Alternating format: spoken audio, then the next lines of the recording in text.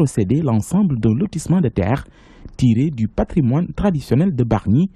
Aujourd'hui, les habitants ne digèrent toujours pas cette situation. Elle exploite les terres d'autrui. Elles appartenaient à nos ancêtres. Ils cultivaient ces terres.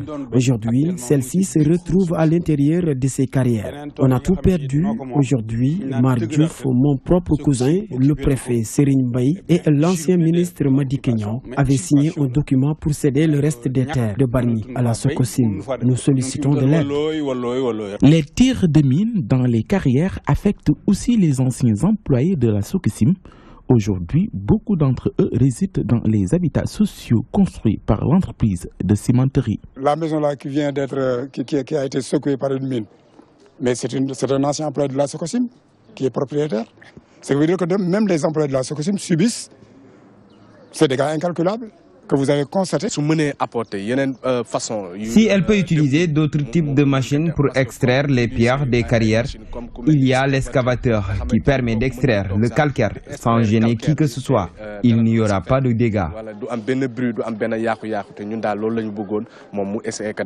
Imam Mamadou Diouf confie que la Sococim a créé plus d'ennuis aux habitants de Bargny qu'elle n'en a résolu. Selon lui, elle les a dépossédés de leurs terres. De plus, c'est un voisin pollueur et encombrant. On l'appelle cité Sococim, mais ces maisons ont été construites sur nos terres. Et c'est peu de concessions, 26 maisons, elles sont occupées par leurs agents. Et beaucoup ne sont même pas des Sénégalais. Nous les Lébous, nous n'habitons pas à la cité Sococim. Cette entreprise fait du sabotage. Cela fait plusieurs années que la Sococim exploite ces carrières. Les populations soulignent qu'elles n'entendent pas quitter cet endroit puisqu'il s'agit de leur patrimoine. Elles souhaitent l'intervention de l'État. Derrière moi, vous apercevez les installations de la Sococim. Nos tentatives de nous rapprocher pour essayer de vous montrer l'ampleur de la pollution ont été vaines. La brigade de sécurité de l'entreprise a interpellé notre équipe de tournage. Nos images ont été supprimées, ce qui a été fait bien entendu. Mais sachez que les plaintes qui ont été effectuées par les populations sont avérées. La pollution sur le site est vraiment extrême. La route qui mène à Sococim est blanchâtre. Les arbres couverts d'une couche poussiéreuse, un composant qui vient ainsi des pierres extraites des carrières de la société de cimenterie. Les populations de Bargny tombent souvent malades à cause de cette poussière inoculée. La poussière avec les enfants, c'est difficile. Beaucoup tombent malades. Nous tous dans la cité vivons le même calvaire.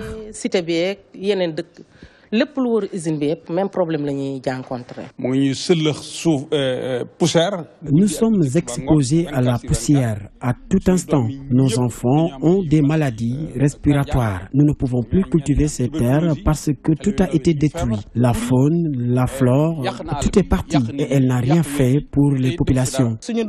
Les enfants ont la toux, même les adultes ne sont pas épargnés. Les structures sanitaires ont du mal à assurer notre prise en charge. Chaque fois, ce qu'on nous dit, c'est qu'il est difficile de vous soigner parce que vous habitez avec le mal qui vous ronge. Bargny souffre de l'érosion côtière, de la pollution occasionnée par la cimenterie Sococim. Comme si ces nuisances ne suffisaient pas, l'État du Sénégal est en train de construire 2 centrales à charbon sur le périmètre de la ville. Un projet fortement contesté par les populations qui veulent sa délocalisation. Le président de la République, Macky Sall, était tout récemment au COP21. C'était pourquoi? Pour le changement climatique. Et nous, on fait du charbon aujourd'hui. 2 centrales, deux centrales. Ici à Bargny, on ne peut pas supporter toute cette pollution-là. Il y a la Sococim qui est là. Il y a 2 centrales qui sont installées ici à Bargny. Et nous les populations bargnoises, on avait proposé une centrale solaire ici à Bargny. On a des partenaires qui peuvent venir pour une alternative. On n'est pas là juste pour critiquer et critiquer. On essaie de trouver des solutions pour nos conditions de vie. Ces 2 centrales électriques, d'une capacité chacune de 125 MW, sont financées à hauteur de 35 milliards de francs CFA par la Banque africaine de développement. G109, une organisation environnementale basée dans la commune, ne veut pas en entendre parler. quand les centrales commencent à fonctionner, ils produisent de la cendre. Des tonnes de cendres par jour. Ces cendres-là, son aire de propagation s'étend sur 100 km. Même Dakar, même Thiès ne sera pas épargné. Les pêcheurs affectés par les régions côtières qui sont relogés sur le site qui doit accueillir ces deux centrales à charbon craignent pour leur avenir. G109 soutient que si ces deux centrales venaient ainsi à être implantées, Bargny sera pris en otage entre ces installations, les régions côtières et la Sococim. Alors, vous êtes toujours dans votre émission Terra. Nous sommes avec notre invité, le maire de la commune de Bargny, qui nous a fait l'honneur de nous recevoir aujourd'hui. Monsieur Gueye Abdou Ahmed Seck, je pense que c'est bien ça. Merci de nous accorder cette entrevue. Merci Aram de vous être déplacé pour nous donner l'opportunité de se prononcer sur un événement majeur pour Bargny et pour le département qui est le Conseil interministériel et ministériel délocalisé de Rufisque et Dakar. Aujourd'hui, quels sont les points sur lesquels vous aimeriez que l'équipe gouvernementale se penche pour pouvoir les solutionner? Avant toute chose, permettez-moi de revenir sur cet exercice consistant à se rapprocher des populations, effectivement, pour essayer de, en tout cas, faire ressortir les ressentis de la part des acteurs qui vivent, agissent et connaissent le territoire, quelle que soit par ailleurs la pertinence des solutions proposées au niveau national. Nous en félicitons le chef de l'État et l'ensemble du gouvernement, et je dois vous dire que ce conseil, on prépare ce conseil depuis plus de 4 mois, avec l'Agence régionale de développement, la préfecture, la gouvernance, les services déconcentrés, les mairies, beaucoup de réunions ont été tenues. Et c'est il y a 2 semaines que la réunion des maires et du président du conseil départemental qui devait valider les propositions issues de chaque commune. On s'est réunis et on s'est accordé sur un mémorandum qu'il fallait présenter au chef de l'État. Ce mémorandum s'articulait autour de 2 parties majeures. La première partie, il s'est agi de recenser les problèmes au niveau du département, les problèmes communs, disons. On en a sorti un certain nombre. La pollution, d'une part. D'autre part, le désenclavement d'une certaine partie du territoire, notamment la partie des 4C, Sangalkam, etc. Le problème de l'assainissement, le problème foncier, de manière globale, l'insertion des projets de l'État dans le tissu urbain départemental, etc.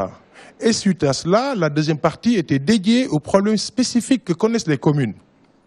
Et bien évidemment, nous en avons présenté au niveau de Bargny énormément et nous avons obtenu satisfaction, notamment pour les problèmes les plus importants en termes de coûts et les plus, disons, qui créent aussi d'énormes drames. Je veux nommer là les régions côtières et la pollution. Justement, sur le point concernant le foncier, on a eu à faire un tour dans Bargny et dans certaines maisons, des toitures se sont affaissées et les populations, en tout cas les occupants, nous ont fait comprendre que c'était dû aux secousses qui étaient, disons, occasionnées par les détonations dans les mines.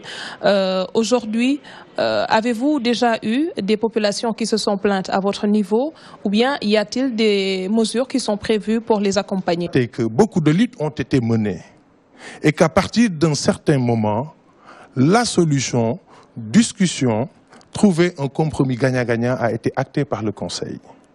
Et depuis, des discussions sérieuses sont en cours avec la Sococim. Des discussions où on a intégré, en tout cas associé l'ensemble des forces vives de Bargny.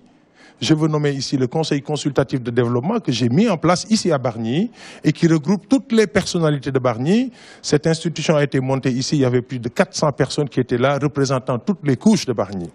Ces discussions sont en cours. Sur le plan environnemental, nous souhaitons tout simplement le respect des normes. En faisant quoi? Des filtres modernes, c'est une chose. Il y a aussi les mines. Ben oui, je l'ai dit et répété, nous souhaitons que la Sococim s'inscrive dans une démarche de développement durable en utilisant des techniques qui ne font pas appel aux mines. Oui, les dégâts, vous en avez recensé. Je n'ai pas besoin de recevoir ici des Bargnois pour le savoir. Je vis ici, je dors là-bas. Donc on sait, on le vit. Ça, c'est une deuxième question. La question de la patente a été posée. Et enfin, la question de la participation au titre de RSE. Tous ces dossiers sont sur la table. Il n'y a aucun tabou et les discussions se poursuivent en espérant un accord gagnant-gagnant Bargny-Sococim. Pour la responsabilité sociétale de la Sococim, j'aimerais y revenir. Qu'est-ce que la société fait actuellement pour vous? Aujourd'hui, il n'y a pas de patente qui rentre. Il y avait une tradition chaque année, au moment de faire les curages avant la saison des pluies, la Sococim dépêchait auprès des 12 communes du département une mission pour appuyer les communes à curer les caniveaux, etc. Ils le font à Bargny aussi. Ils nous appuient de manière ponctuelle. Aujourd'hui, le chef de l'État, demain, va venir. Effectivement, il nous appuie pour essayer de dégager un certain nombre de, de problèmes, débarrasser des choses, etc. Et nous le remercions de cet apport. Mais bien évidemment, le cœur du problème reste là. Vous savez, on n'est pas là, on est des voisins. Et quelle que soit par ailleurs la situation, quelles que soient par ailleurs nos insatisfactions, cela n'empêche, nous ne pouvons pas ne pas discuter et ces discussions sont en cours. Et j'ose espérer effectivement que ça va aboutir. Parce que la sensibilité, ils sont parfaitement d'accord que la mairie de Bargny, les populations de Bargny doivent profiter du fait que la Sococim est là. Maintenant, l'étendue de ce qu'on va devoir mettre dans ce contrat gagnant-gagnant, c'est ce qui est en cours de discussion.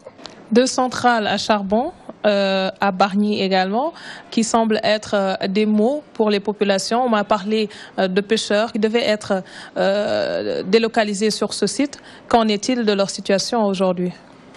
En 2008-9, le conseil municipal de Bargny a validé l'implantation de centrales à charbon à Bargny, sur un lotissement qui avait été initialement prévu pour les populations victimes de l'avancée de la mer.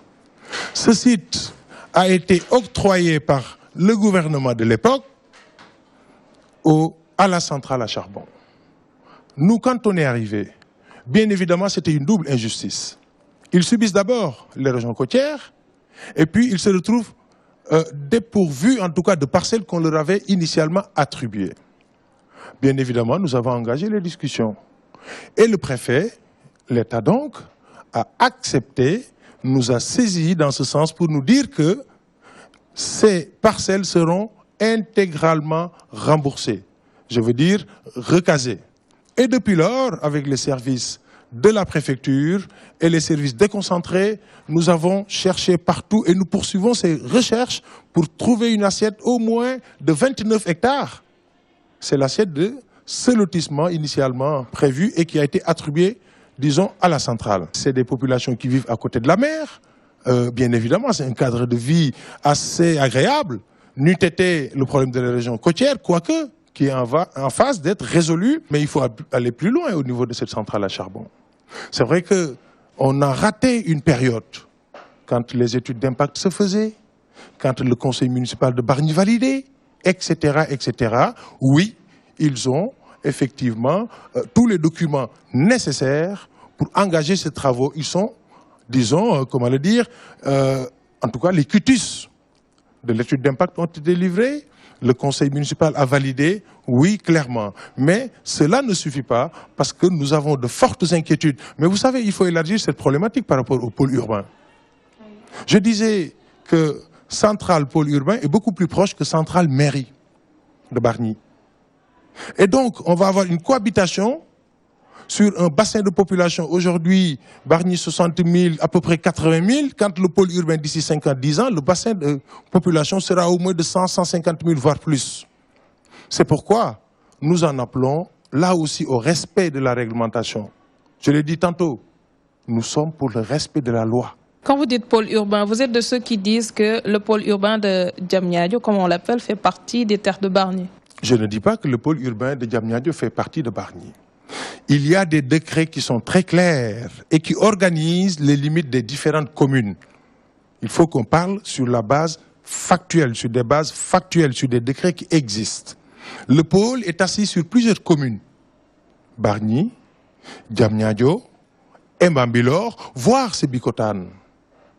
Donc, de manière factuelle, et nous avons une assiette très importante, 40 voire 50% de cette assiette dans la commune de Bargny. J'en reviens aux centrales. Aujourd'hui, vous ne craignez pas qu'il y ait plus de pollution avec leur implantation dans votre commune? Les études ont été validées en 2008-2009. Les quitus délivrés, c'est factuel. Le conseil municipal de l'époque, qui avait aussi donné son quitus, c'est un élément factuel. L'autorisation de construire délivrée par le ministre en charge de ces questions, notamment le ministre de l'Environnement et le ministre de l'Urbanisme. Ils avaient tous les documents pour démarrer les travaux. Ils en sont à un niveau d'avancement de projet et bien évidemment, par rapport à ça, notre responsabilité, c'est de demander le respect de la norme environnementale. Et nous avons constaté aujourd'hui qu'il y a des habitations à moins de 500 mètres, disons, de la marge de recul que prévoit la loi sénégalaise. Il faut au moins 500 mètres de marge de recul par rapport à ces installations classées de niveau 1. Nous l'avons posé sur la table. Nous avions convoqué ici l'ADEC, les promoteurs de cette centrale et l'ensemble des organisations citoyennes et environnementales qui agissent sur les questions si sensibles d'environnement et de cadre de vie. Une série de discussions est engagée, tous les acteurs étaient présents, la direction de l'environnement, la mairie de Bargny et toutes les associations environnementales de Bargny, et nous allons poursuivre ces discussions. Tout ça pour que les projets qui viennent chez nous s'inscrivent parfaitement dans le respect de la loi sénégalaise. Vous êtes confronté également à l'érosion côtière. Aujourd'hui, on peut avoir une idée du nombre de personnes qui ont été affectées par le phénomène de l'avancée de la mer? Nous avions à l'époque plus d'une trentaine de familles qui étaient touchées. Et les premiers secours, si je puis dire, en vivre, en appui pour un relogement ont été organisés. Mais ce que je disais à l'époque, c'est que clairement, il faut que l'on vienne pour voir l'état de la catastrophe, assister les familles. Ça ne vous a peut-être pas échappé que le président de la République, lors du conseil à Pékin, ait déclaré que Rufisque-Bargny bénéficie d'une enveloppe de 10 milliards pour faire des digues de protection, parce que c'est le problème le plus important en matière de coûts, parce que c'est des milliards. Venons-en au problème de Bargny. On a parlé tantôt d'environnement. Respect des normes environnementales par rapport aux entreprises qui sont chez nous, l'érosion côtière, mais nous avons un problème d'assainissement, il faut le dire.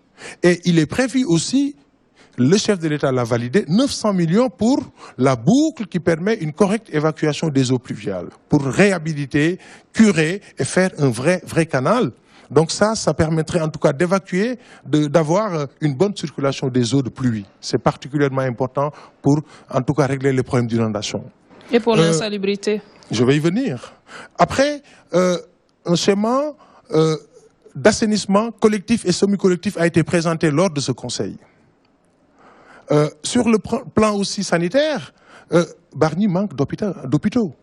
On veut un hôpital de niveau 1. Ça a été effectivement, c'est dans le document. Et la réhabilitation des postes existants et une maternité à Ganaouraï, c'est-à-dire que là où il y a les extensions de Bargny. Sur le plan des infrastructures, nous avons présenté un important projet ambitieux de réhabilitation des voiries qui sont aujourd'hui dégradées et surtout de création de voiries nouvelles dans un secteur qu'on a appelé Bargny-Ville Verte, le secteur contigu au pôle urbain. Nous avons travaillé avec les services de l'État sur ce projet parce que, je le dis, nous voulons de ce pôle. Par contre, nous souhaitons aussi que les familles qui disposent de droits coutumiers ou de droits simplement parce qu'ils ont entretenu ces terres soient correctement indemnisées. La règle, c'est que quand on n'a pas de papier qui date d'après 1964, l'État considère que c'est le domaine national. À partir de là, c'est les exploitants qui ont entretenu la terre qui sont indemnisés. Des fois, je vois une famille venir me dire, c'est nos terres et ils ont indemnisé X. Mais ils ont indemnisé X parce qu'ils considèrent que c'est X qui a investi et qui a entretenu. Et ça, c'est entre familles bargnoises. Votre dernier mot, monsieur le maire? Remercier vraiment toutes les associations. Vous savez, nous, notre approche, c'était travailler avec une démarche de terrain. Une démarche de terrain et une démarche participative. Nous avons mis en place plus d'une trentaine de conseils. Ils font remonter les problèmes au niveau du quartier. Et moi-même, j'ai installé personnellement ces conseils de quartier. Après ces conseils, on a mis en place le conseil consultatif de développement. C'est une structure qui regroupe plus de 300 personnalités bargnoises, différents horizons, différentes expériences, afin d'apporter une contribution à la marche de notre commune. Je souhaitais avec eux que l'on fasse de Bargny une ville durable qui a su intégrer son industrie. Parce que si on réussit le challenge de Bargny, eh ben c'est clair qu'on peut le dupliquer partout ailleurs. Et c'est pourquoi je tenais à leur rendre hommage. Et ils avaient effectivement accepté ce principe et on y travaille. Mais c'est vrai, c'est long. Je comprends, ça fait 2 ans qu'on est là. Je comprends l'impatience parce que c'est des problèmes moi-même.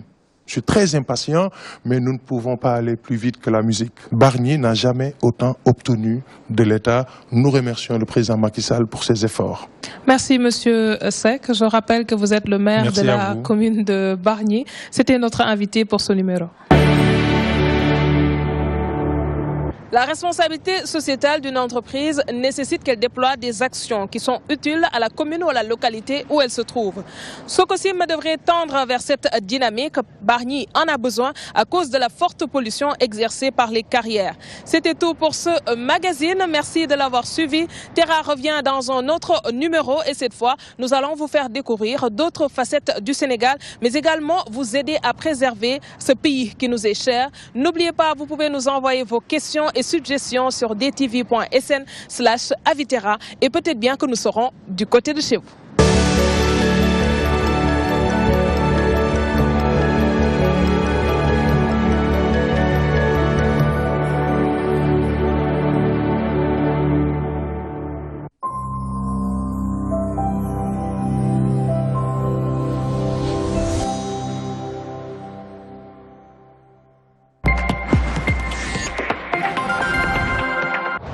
Bienvenue à toutes et à tous sur la DTV et ravi de vous retrouver pour ce nouveau numéro de Livre ouvert. Livre ouvert, donc votre émission qui s'intéresse à la littérature, aux auteurs ici de chez nous, du Sénégal. L'âme du cœur. Mon cœur a retrouvé son âme. J'ai ressenti des battements lorsque je l'ai rencontré. Et comme avec certitude, j'ai dansé au rythme de son silence. L'auteur Ibrahima Sakho Thiam, donc auteur de ce livre Entre le rythme et le...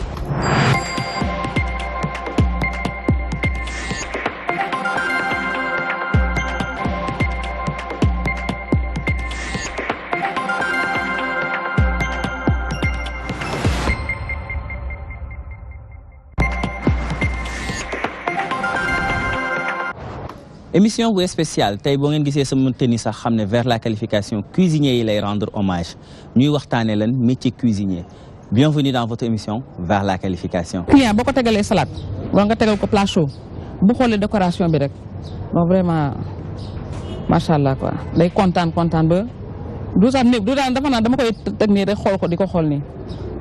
Sénégal léegi métier mi gars yi dafa duñ ko métier ut liggéey ak jàng métier c'est différent. léegi dañuy toll ba doy sa benn âge bi au lieu ñu dem jàngi métier mais dañuy dem ci loo xam ne lii dañ naan facilement on peut trouver un boulot mooy jàng liggéey. boo ko mokkalee sa kër comme léegi foo dem diplôme lañ lay laaj jar na jàng. jar na jàng kay parce que da ngay def 6 matières da ngay def français anglais comptabilité da ngay théorie technologie théorie cuisine en plus da ngay def salle pratique ak cuisine.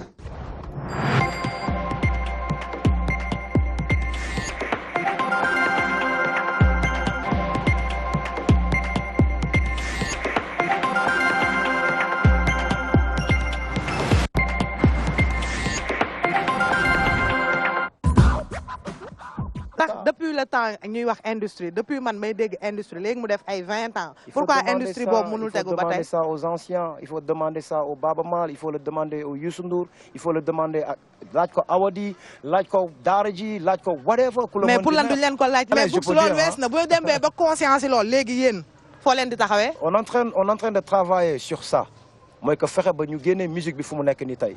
yóbbu ko ci yeneen dimension yóbbu ko ci beneen monde mooy fexe ba musique bi ñu jaay ko partout dans le monde que même bu ñu ko mënul jaay partout dans le monde mooy sunu Afrique bu ñu nekk ni au moins sax ñu mën ko conquérir. Pas du rap seulement. Je parle de musique sénégalaise. Ça ne marche pas. kon d'accord nga ci rap polonais bi.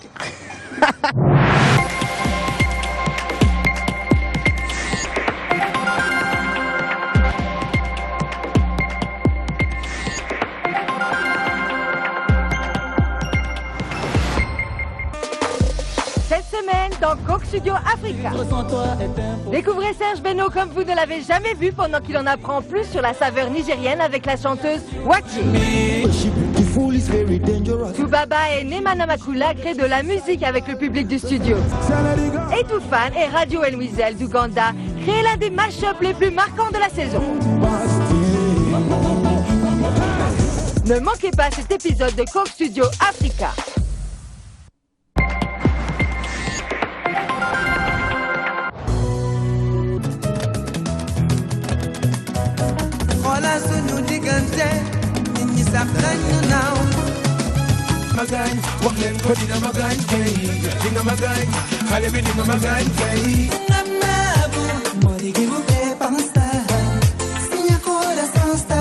Les hôtesses. Nous célébrons ce soir, aujourd'hui, le 23. Invitation, s'il te plaît. Quand nous sommes. La peine, tu sais. Jaruko.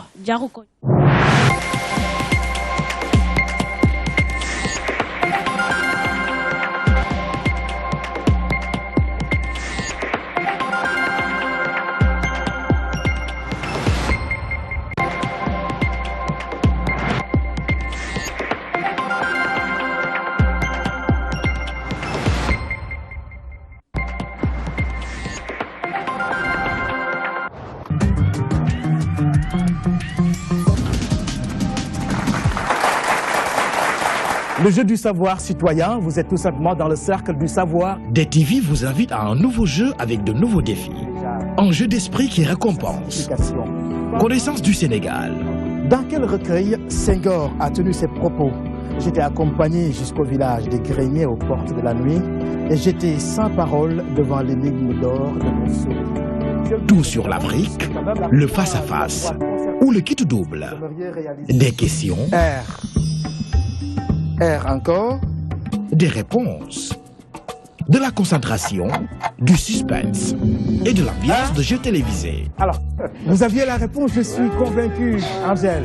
Mais surtout, un trophée et de l'argent. Retenez bien, mesdames et messieurs, il pourra rentrer avec 100 000 francs, tu dis bien, 100 000 francs CFA, ça mérite des applaudissements. À chaque numéro, un maître. Premier numéro, premier maître. Entrez dans le cercle du savoir. Rejoignez-nous. D'ici là, vivez la magie de la télé.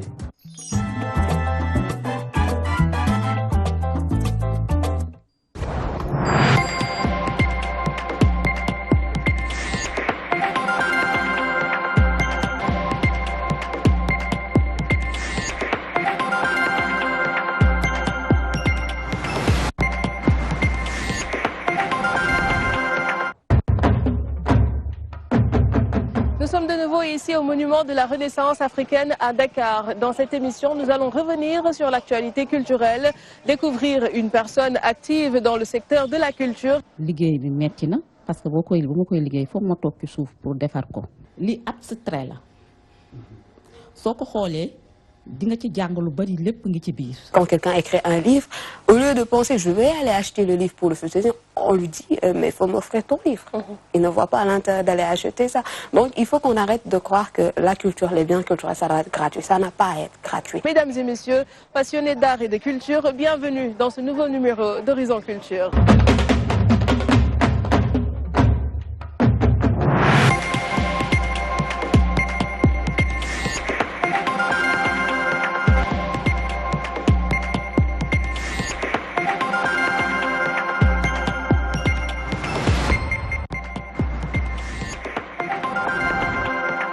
Soxna Aminata Touré fas yéene doon ganu Amina Diagne ci biir émission melokaanu jigéen Amina sa gana ngoog.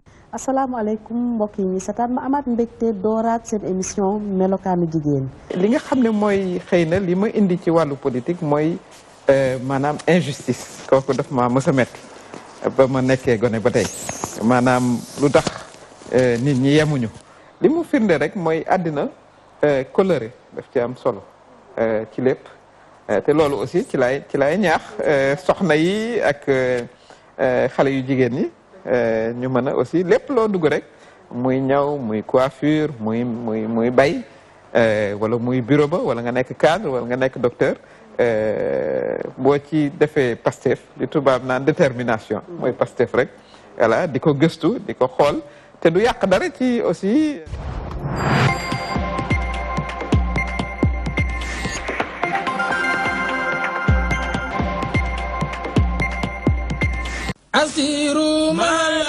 Menuiserie Khadim Rassoul vous offre votre émission Grâce matinée.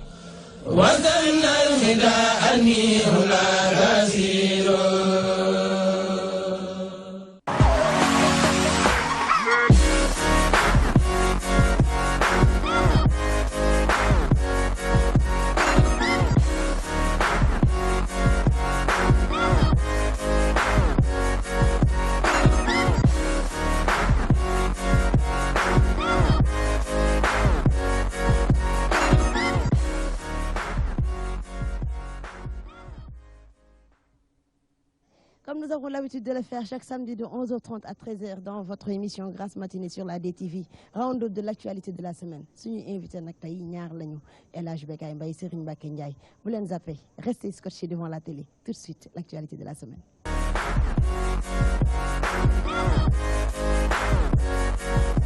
li gën a fës ci actualité de la semaine mënees na cee boole coowal élection législative ya ñu jëm ndax bu ñu dégloo ñi nga xam ne ñoom ñooy waa opposition li ñu jàpp rek mooy yile élection mënatu la ne date bañ ko jàpp ndaxte kat inscription yi nga xam ne citoyens yi ñu ngi koy def ngir mën a am seen carte nationale d'identité muy carte biométrique bu CEDEAO tem amaale carte électeur yooyu inscription dafa yéex lool lii tax na waa opposition bi di dànkaafu nguur gi di ko xamal ne rek élection yi faw mu am ca date bañu ko jàppoon ci kaw loolu gis nañ waa nguur gi ñoom ku ci mel ni président de la république waxam benn la moo di élection yi date bañ ko jàpp dana am ca na mu waree waaye am na beneen coow bu jóg ci wàllu carte d'identité biométrique yi ki ko indi moo di maître Doudou Ndoye mi nekkoon ministre de la justice ci jamonoy Abdou Diouf moom Doudou Ndoye mi li mu xamle rek moo di président de la république li mu wax ni fii ak juróom benn weer ku amul bile carte di nga fay ñaari junni maître Doudou Ndoye nee na loolu du dëgg du yoon ndaxte constitution wu Sénégal mayewul citoyen bi di fay xaalis ngir mën a am carte électeur am bu ñu génnee ci wàllum politique coowal peine de mort ñi ñaa ngi koy waxtaanee gis nañ ku ci mel ni Bougazeli maître El Hadj Diouf di ay député bëgg rek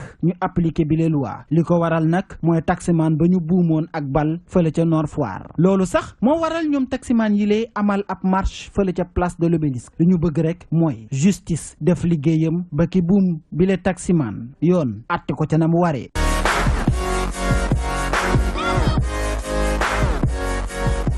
suñu première partie émission Grâce matinée nag dañuy fàttali rek ki nga xamante ne mooy suñu invité di ancien ministre sous le régime de Abdoulaye Wade monsieur le ministre ñu ngi lay dalal ci plateau Grâce matinée. maa ngi leen di nuyu di am mbégte lool ñëw ci Grâce matinée bi parce que waxtaan ak yéen. topp ñu ngi lay dalal ñu fàttali rek ki nga xamante ne moo topp mooy yor lépp li nga xamante ne moo di actualité de la semaine. Léna maa ngi lay fay di nuyu monsieur le ministre mi nga xamante ne moom mooy suñu invité tey di fas yéene waxtaan ak moom li nga xam ne moom moo xibaar yi nga xam ne gis nañ ko ci ayubés bi ñu génn. ci noonu nag dañuy duggee directement ci vif sujet bi gis nañu ki di le président Macky Sall def na sortie ànd ci azactu.net Maïmouna Ndour Faye waaye gis nañ ni bii ba Macky Sall li mu wax leer na nee na opposition bi ñoom nañu nekk ci scène médiatique bi rek ñoom waaye nekk ñu ci xolu sénégalais yi. gis na ni yéen da ngeen di wër ci télé yi rek di wax te moom amul jot boobu nga ñuy jàngatee lan ginnaaw gis nañu Babacar Gueye def na sortie ak ki nga xamante ne moo di Mayoro Faye te nga bokkoon ci boobu le parti. waaw xam nga boo nee yéen man dama naan kaccat na ci xam nga looy kaccat na ci. bu ma ci boole. nga dagg la ci. waaw bokkoo ci opposition. oui bokkuma ci.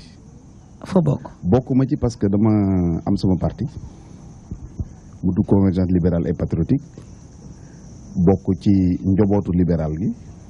ndax ni ma ko sama góor gi waxee woon rek dañu perte pouvoir bi en mars 2012 mu ni ma pouvoir bi ngeen yore woon dafa génn ci néeg dugg ci néeg waaye fexe leen bu mu génn kër gi mooy la maison libérale gi nga xam ne Abdoulaye moo ko sanc borom kër nag bu yoree këram am njaboot am ay doom yi màgg ku màgg mën ngaa ber sa kër wala nga wut appartement wala nga wut néeg mais nag ñëpp dañu nekk ci biir kër gi donc ci biir kër googu ñu nekk man ci laa sos sama yëfu bopp ak ñi ma àndal ñu am yéene dem élection député te duñu ànd ak kenn parce que ñun affaire alliance gëmuñu ko kenn ku nekk boo nekk champ politique da nga war a def lu tax sénégalais mën la doy lu ànd ak yow waaye boole bëy yeeg bukki yeeg xar yeeg lëg yi dajale leen pour am gétt ñun gëmuñu loolu donc dañu dem ñun rek mais ci kaw dem yool ñun rek boobu aussi dañu jàpp ne 2019 de élection présidentielle ñun suñu candidat mooy le président Macky Sall ñuy def lépp lu ñu mën aussi pour que tout le camp libéral maanaam njaboot googu ma waxante ne Abdoulaye moo ko sos ñun ñëpp àndandoo def ko seen candidat parce que bu leen fàtte ni Abdoulaye moo fi waxoon ni bëgg nañu denc pouvoir bi maanaam libéraux yi téye pouvoir bi pendant 50 ans mënuñu ko téye tant que dañu ànd loolu moo tax donc ñun ci ligne boobu ci la ñu nekk rawatina bi nga xamee ni nag ki nga xam ne ñun mooy suñu candidat ñun dañ ko tudd le candidat du rassemblement du consensus et de l'ouverture rassemblement mooy dajale njabootu famille libérale sama waaye ngi ree xam naa ni danaan gars yi sax bu ñu xëyee génn lu bees donc rassemblement mooy dajale la famille libérale consensus mooy boo ko xoolee gis nga ne ànd na ak ñu dul ay libéraux muy parti socialiste muy AFP muy PIT muy LDMPT muy même andi jëf ñooñu xam nga du ñu ay libéraux mais ànd nañu ak moom donc consensus moo leen boole mais bu consensus boobu jàllee nag dafa am benn ouverture boo nga xam ne même ñu nekkul ci langue politique bi mais doxalinu Sénégal lu jëmale Sénégal kanam ñor leen ñooñu aussi dañu war a ànd si ci groupe boobu donc tey jàpp nañu ni moom quand même am na ay atout pour mën a dajale ñu ñëpp dajale libéraux yi te mi ngi ci dajale ñu dul ay libéraux te mën a ànd ak moom mais également indi ñoo nga xam ne nekkuñu dans le champ politique mais mën nañu ànd moom jàppale ko pour Sénégal jëm kanam donc ñun loolu mooy suñu defar loolu moo tax boo nee opposition bi nekk ci rajo yeeg télé yooyu di wax ñun ci considérer sa bopp bokk ñi parce que ñun suñu démarche politique leneen la xuloowuñu xeexuñu saagawuñu ku ñu wax lu ñaaw baal nañ la duñ ko wax nit ci àddina ku leen def lu ñaaw baal ku ñu def lu ñaaw baal nañ la ku leen piégé baal nga leen lu waay def baax na parce que gëm nañu ne lii tax am dara ci élection du xuloo du xeex du saagante ensuite gëm nañu ne réew mi li ñuy wax bu dee dëgg ci ñun ñëpp ñoo ko bokk olof yi dañuy wax ne benn bopp kenn du ko xar ñaar te bu ñuy fàtte ni ñun ñëpp dañu am ay njaboot da nga am soxna da nga am ay doom da nga am ay xarit da nga am ay soppe parce que man gëmuma ne nit dina bañ nit xam nga li ma gëm leena day toog ci fauteuil bii toog bëgg fexe ba toog ci fauteuil bii dina sosal leena lu ne bañu ko dafa bëgg fauteuil bi rek mais bis bu fa toogee rek jàmm am leen donc bañante mënul am foofu alors may wax ni donc ñun li ñu gëm mooy xuloo xeex du régler dara parce que da ngay xool surtout ci langue politique bi ñooñu laay wax ñenn ñi sax mun naa ci bañ a sori da ngay bokk ak nit parti ñu kii moo baax moo fi gën nii la mel na la mel la meilleure preuve tey ñiy xeex nii ci langue politique bi ñun ñëpp ñoo àndoon bi ñu àndee amoon nañ premier ministre bu tudd Idrissa Seck ba mu ko tuddee ñun dañ ñëwoon moo fi gën c'est le plus compétent mu dem ñu di ko xas amoon nañ premier ministre bu tudd Souleymane Ndéné amoon nañu Macky Sall comme premier ministre xeex ko dàq ko bu ñu àndee ñu ni moo fi gën bu ñu demee ñu tàggu ñu xas ko donc loolu laay wax ni au niveau de la classe politique loolu la ñu war a bàyyi xëy xool nit amoo dara loo ko mën a reprocher nga ni waa ji góor jigéen la ñu baal ma ci dima koy waxee ou bien nga xool ko bàyyi nga ni franc-maçon la xool ko bàyyi nga ni waa ji day jaay drogue bu dee jigéen nga ni day jaay boppam te tegoo ko fenn ma j'estime que booy waxal nit dara bu ñu yóbbu tribunal war nga ci mën a joxe preuve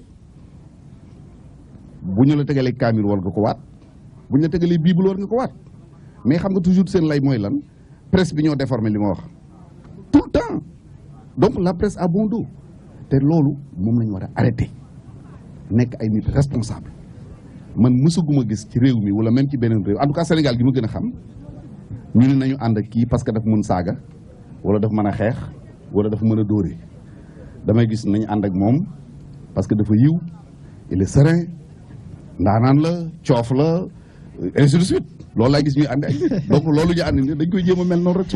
alors moom bàyyi nañ ko. alors monsieur le ministre barki démb bokk nañ benn conférence boo xamante ne seen parti convergence libérale et patriotique moom moo ko amaloon. ñu doon waxtaanee processus électoral bi xam nañ ne jamono ji ñu bëri ñu ngi dem. di bindu ji ngir mën a am carte biométrique bu CEDEAO mooy carte d'identité bi. waaye carte boobu moom lañ couplé ak carte électeur yi. ñu gis ki nga xam ne moo nekkoon conférencier bi di maître Doudou Ndoye càmbar suñu ndey charte réew di constitution bi.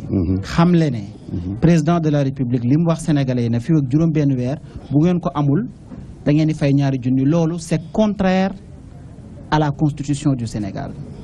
yow nga ne président de la république di Macky Sall moom mooy seen candidat 2019. daanaka moom ngeen àndal kon est-ce que bu dee li nga xam ne moom la maître Doudou Ndoye wax moo am moom président de la République c'est le garant de la constitution tey moom moo jël damm constitution ay tànkam ci benn domaine loolu yow ban analyse nga ciy def.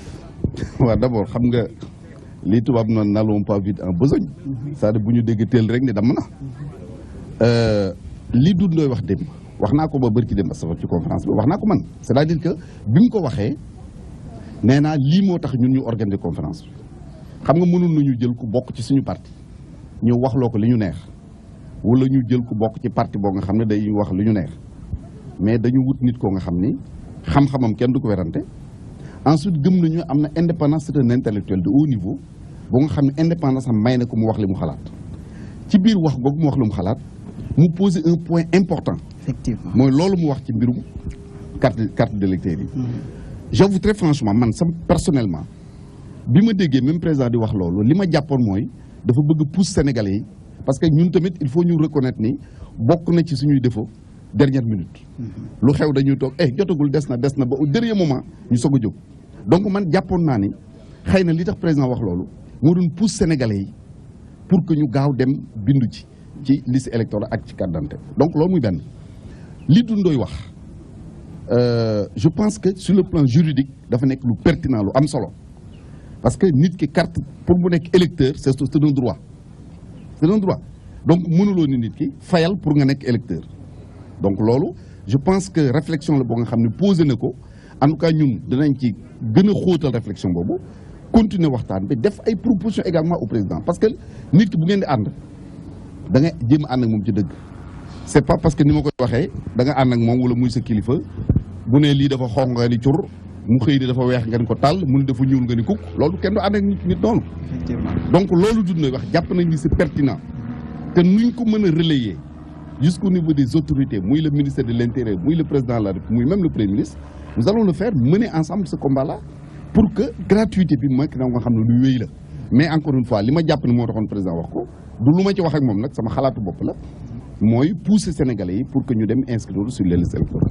justement ba tey ñoo ngi ci wàllu élection gis nañu ne itam nit ñaa ngi dem di bindu ji élection yi normalement mi ngi war a am juin 2017 au plus tard le 1er juillet 2017 ñu bëri ci nekk ci politiciens yi ñoom jàpp nañ ne élection yi mënu la am parce que inscription yi date bi nga xamante ne moom la ñu joxe ak nit ñi li ñuy inscrire dafa yéex trop. xam nga ñu jàpp ni mënul am ñan la ñi bëggul mu am ñooñu ñoo naa la mënul am. ñan ñoo bëggul moom. ñi jekkul. ñan ñoo jekkul. ñi dundee télévision ak rajo. opposition. du ci opposition bi rek fépp la ñu nekk fépp la ñu nekk. mais monsieur le ministre foofu il faut reconnaître quand même que. processus affaire bi yéex na trop. dëgg bay laaj wala da ngay joxe sa point de vue. da ngay joxe mais quand même damay jël charge doole yi ma ne la foofu il faut reconnaître. même bu dee soo ma laajee. waaw bàyyi ba ma tontu la. non da nga doon tontu nga rebondi boo kii beneen affaire la boo nga xam ni. une question que non parce que dafa doon wax benn question bi nga xam ne da ko doon gis alors dafa doon vous wax savez ñu jekkul. xam nga borom kër moo xam li mu fanaanoo su ma la ne su ma xëyee 100 000 francs laa lay jox dépense bul ma ne mënoo ko bàyyil ba joxe jot ba bañ ko joxe c'est-à-dire lan moo tax ba ñu bëgg a xalaat ni élection d'abord boo xoolee la contradiction principale ñii ngay wax ni naan ñoo naan mënul nekk ñoo fi doon wax naan dañ ko bëgg a renvoyer ñoo doon soupçonner le gouvernement ni dañu bëgg a renvoyer élection yi dañu bëgg a coupler dañu bëgg a def dañu bëgg a def ñoo ko doon wax kenn waxul leen ko mais dès lors que le ministre de l'Intérieur le président de la République le Premier ministre leeral nañu élection yi comme ni ko constitution bi santaane dañ ko tenir à date échue donc amul report ñoom ñoo wëlbati ko léegi naan du mën a am parce que lii lan moo tax du mën a am lan moo tax je ne vois pas la raison ñi ngi defar ay liste électorale carte d'identité boole ko ak liste électorale te bu ñu fàtte aussi parce que loolu tamit je pense que maître Doudou Ndoye mi ngi koy wax bërki démb ci conférence bi le rôle d'un parti politique d'abord mooy leeral xelu askan wi nañu fàttali nit ñi ni il y a 3 mois ministre de l'Intérieur dafa convoquer l'ensemble des partis politiques ñu daje d'abord def ouverture bi à l'hôtel Ngor Diarama baal leen ma publicité bi ensuite dem tase à l'école police ci biir waxtaan yi ñu fa defoon ci la ñu jàppoon ni fichier électoral bi nañ ko seetaat naka lañ koy seetaatee au Sénégal le vote n'est pas obligatoire donc mënoon ni leen par force dama lay bind donc boo ñëwee di indi def sa carte d'identité ñu laaj la est-ce que da nga bëgg ñu bind la ci liste électorale oui ou non soo ne waaw ñu def la ci soo ne déedéet ñu bañ la ci def loolu mooy bu ñu demee ba inscription sur les listes électorales jeex pardon sur les cartes d'identité suñu demee au bout de 6 mois ba ñuy bindu danañu xam ne par exemple am nañu 10 millions de Sénégalais yu wut carte d'identité parmi ces 10 millions par exemple am na 3 millions yoo nga xam ne demandé nañ ñu def leen ci sur la liste électorale def nañ leen ci fàttali aussi pourquoi may wax ni Sénégal kenn mënu fi sàcc élection bu ñu paree loolu inscription yi bu ñu ko paree listes yi dañ koy afficher mooy les listes provisoires dañ koy afficher pendant 3 semaines ñu permettre à tous les Sénégalais ñu dem vérifier est-ce que seen tur ñoom bindoo est-ce que ñu ngi ci liste bi wala déet soo ci nekkee xayrun soo ci nekkul nga dem au tribunal départemental ñu ajouter li ci liste bi donc loolu lan moo war a tax ñu xëy rek ni bon élection yi mënul nekk encore une fois lamb ji daal tëgg nañ ko ah joxe nañ avance yi dem nañ ci sëriñ yi jàmb nañu woykat yaa ngi woy lamb ji taxaw na nañ sëgg bëri ku bëggul bëri nag forfait la. waaw foofu nag laay ñëwee ci li ma la doon wax léegi dëgg la lépp tegu na ci yoon waaye buñ xoolee inscription yi boo xoolee par exemple daaf nga dem ci biir à l'intérieur du pays fu mel ni Kaolack nee nañ 50 personnes ñoom ñoo fay inscrire par jour nga dem fu nekk boo xoolee fichier yi nit ñi ñuy inscrire dafa tuuti torop loolu la ñu jàpp ne donc ñi bëgg a voter non monsieur le ministre loolu nag duñ ko minimiser. xam nga lu tax ma ne du dara lu tax du dara monsieur le ministre. voilà xam nga il suffit tout simplement que le préfet jël décision créer ay commission comme ni ñu defoon ci inscription yi la passé fu am 10 commissions ñu def ko 100 bu ñu bëggee donc c'est une affaire simple démarrage bi nag il fallait que mu demee nii système bi démarre ñu xam ne système bi roode na baax na li ci des mooy les commissions ñu multiplier ko par 10 par 20 par 30 en un mois mën nañu inscrire loolu tarewul ñu bëri lamb ji day am. L'actualité de la semaine ne se limite pas ci côté li nga xamante ne moo di carte d'identité biométrique kii di Barthélémy Diaz seen nguur gis nañ ni fa la lii xew-xew ba fu mu toll ni ñu ngi jëm ci wàllum lever lii di immunité parlementaire yow nga am ban jàngat ci loolu. bi mu ci am laa ci am. ban la ci am. bi mu ci am mooy nee na nañu lever son immunité parlementaire xam nga nag li tubaab yi on ne peut pas être plus royaliste que le roi moom mi ndeyu mbili te jàpp naa ne aussi pour moom ak pour ñëpp loolu mooy li gën xam nga nit bu ñu lay tuumaal ci dara nañu ko àtte mu jeex wax naa ko ci njëlbéen xam nga metti na yow nga nekk borom kër nekk doomu aadama sa doom génn ñu naan ko sa papa criminel la sa papa sàcc la sa papa def na lii moo def deful xaw ma ci dara ñi war a wax moo def la deful danañu wax ni moo def la deful bu boobaa ñu mën a am idée précise mais li am solo pour man mooy ku ñu tuumaal nañu topp tuuma ji ba mu jeex xam nga maa ngi profité jox benn exemple dañu toog ba yàgg ñu gis ci presse bi benn nit bu attaqué Malick Gakou am lu mu ko wax bëgguma ci delluwaat ñu toog quelques jours keneen wëlbati ko attaqué waat ko am leneen lu mu ko wax ma gis ci presse bi ni nee na porté na plainte te day insister ci loolu ma di ko encouragé ci loolu xam nga lu tax mooy li ma waxoon ci il faut ñu bàyyi xëy wax nit lu la neex xam nga xale yi ñu ngi xëy bàyyi seen kër li ñu gëm li ñu bëgg mu nekk seen xol ñu di ko def parce que loolu lañ yaakaar ni moo leen mën a avancer bu ñu rombee nit xam nga ñu ngi toog fi jàpp seen jàmbur defuñu kenn dul noonu bu ñu rombee ñu ne xoola xale yu bon yi xoolal li ñu sol boo demee dañu def lii boo demee dañu def fan la ñu mujj tuumaal leen dëkkal leen ci ne ñu dëkkul yàq seen der ce n'est pas normal donc ku fi waxati nit loo ko warul wax na la yóbbu fa mbaxana di men nga leeral ko bu dee dëgg ñu xam ne dëgg la bu dul dëgg xam ne et puis jàpp naa ni même nit ki boo ko xamalee lu bon waroo ko wax ñi koy wax ñu ci gën a bari ay jullit lañu da ngay seet ma joxe benn exemple léeg-léeg nga gis ñu jiiñ nit jigéen surtout yenn yi te loolu nga gis charte yi nga xam ne moom la l'islam tegal pour wax la ni pour nga wax ni diw def na nangam conditions yi ñuy réunir pour nga ma ko mënul nekk c'est impossible c'est que yàlla moo ko bañ waxuma la ñun donc il faudrait qu'on revienne sur terre xam ni wax nit lu bon du jariñ dara il faudrait que ñu xam ne ay Sénégal lu ñun ñëpp bon tey kun ni di wax nit lu bon je pense que amul njëriñ daal. gannaaw ba ñu tegee commission ad hoc ngir mën a yëkkati li nga xamante ne moom mooy immunitaire parlementaire bu Barthélémy Diaz moom wax na beneen mbir moo xamante ne am na solo lool te loolu ñu déggoon ñaari kilifa waxoon ko kenn ki di président de la République di Macky Sall keneen ki di Ousmane Tanor Dieng procès bi war na mën a ne mais pour mu équitable faw ñu xam ñan ñooy commanditaires yi Barth nee na bu ko xamul moom xam na leen te ñëpp ngi dund mën na leen a jàppale ci ñan la te kat ñu bëri jàpp nañ ne commanditaire yi pardon bu dee ñu bëri lañ régime bi fi nekkoon la ñu bëri jàpp nañ lool te régime boobu yéen ci ngeen bokkoon est-ce que yow jàpp nga ne procès bi pour mu équitable foofu commanditaire yi génn d'abord. xam nga li tubaab naan on ne peut pas aimer une chose et son contraire da ngay wóolu tribunal baa nga bañ ko wóolu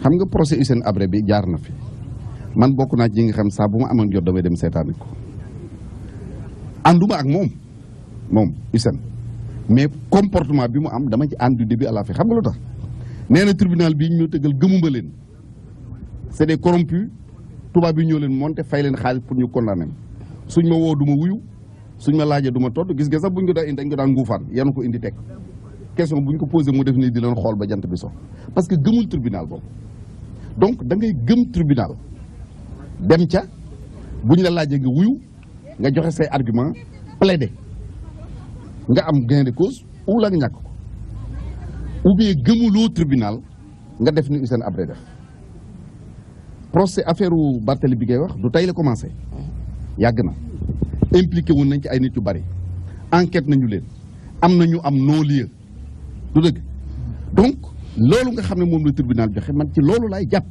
parce que nekkuma ci dossier nekkoo ci keneen nekku ci li tax tribunal joxe non-lieu concernant yenn nit yi tribunal moo ko xam maintenant Barthélémy dañ ko impliqué yóbbu ko di ko jugé bu dee jugement dina am encore une fois parce que il faut que ñu lever son immunité parlementaire am na ay arguments certainement pour se défendre ndax ko joxe ñi mu tudd ne ñi mu yaakaar ne ay commanditaire lañu su ci amee ay preuve joxe ko am naa yaakaar ci tribunal dañ ci tenir compte li am solo pour ñun daal mooy mbir mi leer ci bopp ñëpp ki dee au moins ay mbokkam am xel mu dal ci ni nii ak nii la suñu doom deewee et puis on passe à autre chose.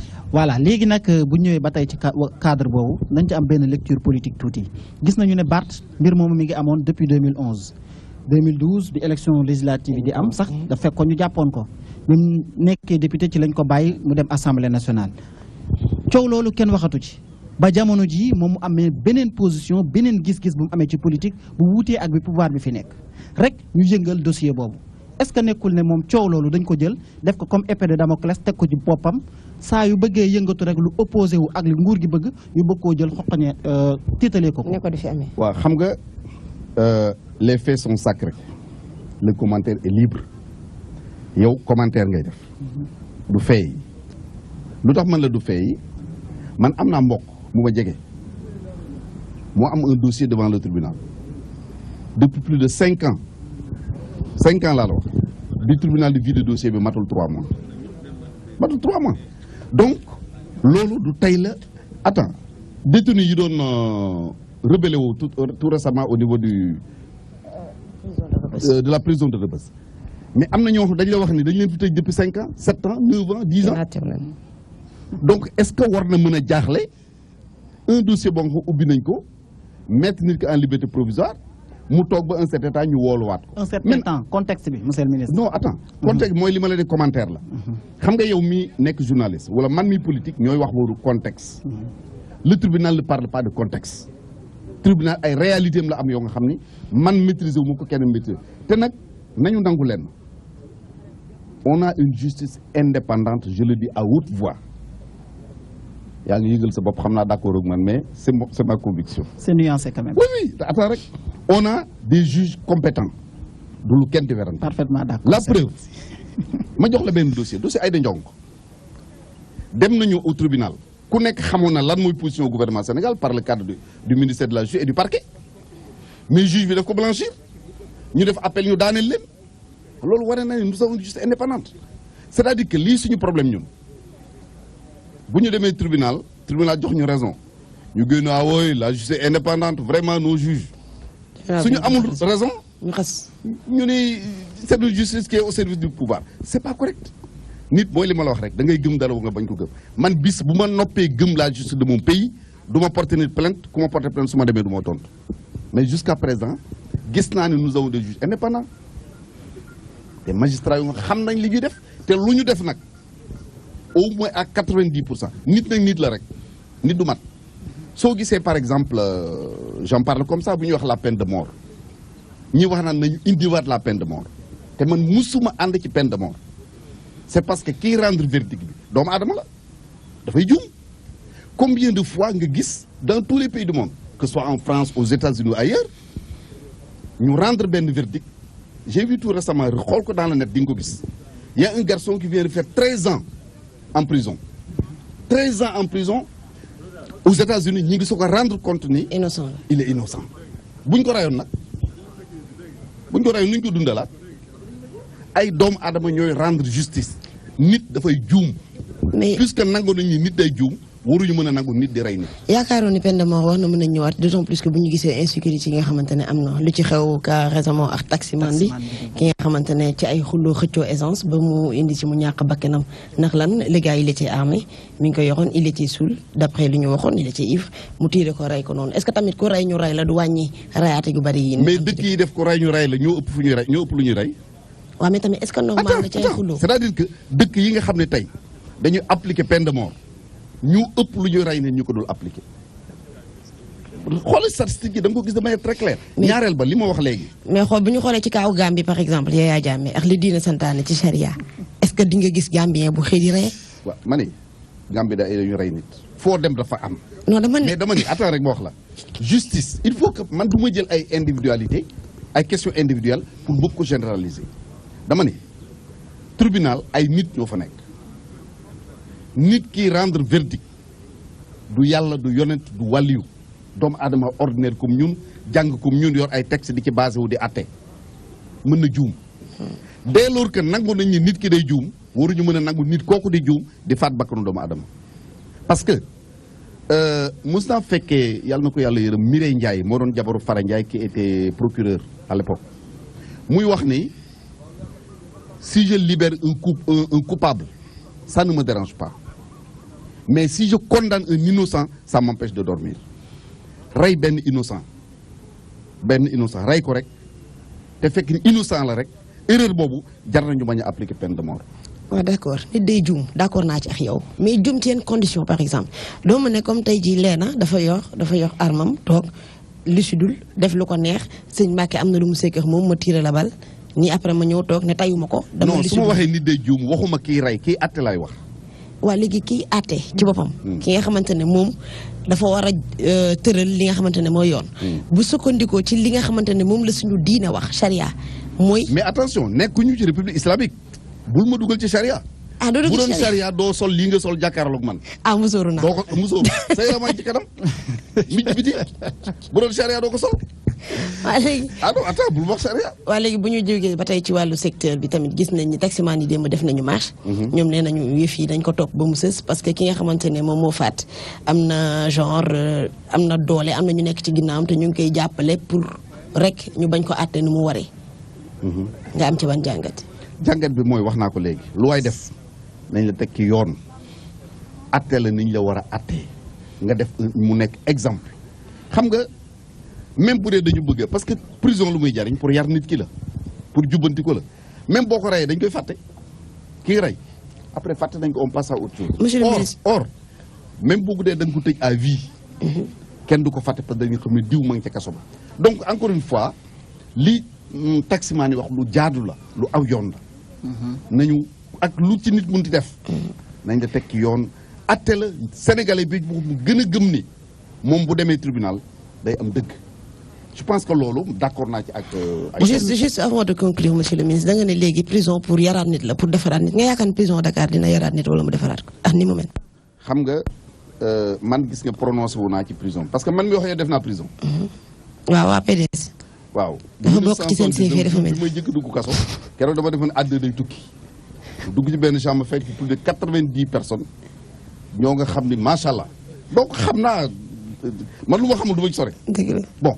donc c'est pas parce que prison bi mais je dis prison de manière générale li ko tax a jóg mooy yar nit ki maintenant prisonniers yi fii occasion pour qu'on en parle nekk nañ ci ay conditions yoo nga xam ni yu doy waar la bi may jëkk remarqué loolu avant même man may dugg prison soxna sa Landing Savané Marie-Angélique Savané am na benn revue bu mu daan publier ci la bokkoon bu tuddoon famille et développement biñ ci defee benn reportage toog naa toute une nuit di ko lire mënu ma ko eggale ndax atrocité yi nga xam ne moo nekkoon ci revue boobu naka la ñuy fekk ay xale ñu transformé leen xale yu góor def leen kenn xamul donc effectivement amna beaucoup de problèmes am au niveau des prisons mais rôle prison moy jubanti nit ki moy yarat ko à toute chose malheur est bon comme on dit problème am tout récemment ci prison taxna ba ñepp ngi gëna jël conscience ci lolu ñi ngi envisager tabax yeneen prison humaniser prison yi ainsi de suite pour que kii dugg kaso xam ni jombul kenn kaso jombul kenn nit day jóg mais bi may dem di seetaani procès Hissène Habré seen benn collègue daf ma laaj d'abord pourquoi je lui ai expliqué mun ma ban leçon ngay jànge ci procès Hissène Habré bi man ko mon problème c'est pas qui a raison ou qui a tort mais dama ci jël leçon humilité xam nga humilité moo lan moo ko indi su ma xoolee Hissène Habré mu toog ma ni góor gi toog il fut un temps bu defee nii la terre tremble tey mu toog ci benn chaise boo nga xam ne pour mu jóg tuuri ndox sax benn sëtam bu koy garder moom lay ñaan ni ko may ma autorisation ma dem tuuri ndox loolu ku mu doyul jàngat dara du la doy jóge ci président de la république toog ci chaise boo nga pour nga sawi dañ lay may autorisation pour man loolu doy na la toog ma bàyyi la nga conclure. waaw xanaa di sant ki nga xam ne moom mooy nekkoon suñu invité di Serigne Mbacké Ndiaye gis nañ position bi mu amee gis nañ ne daal fi mu ne nii moom nangootul ne ci opposition la bokk.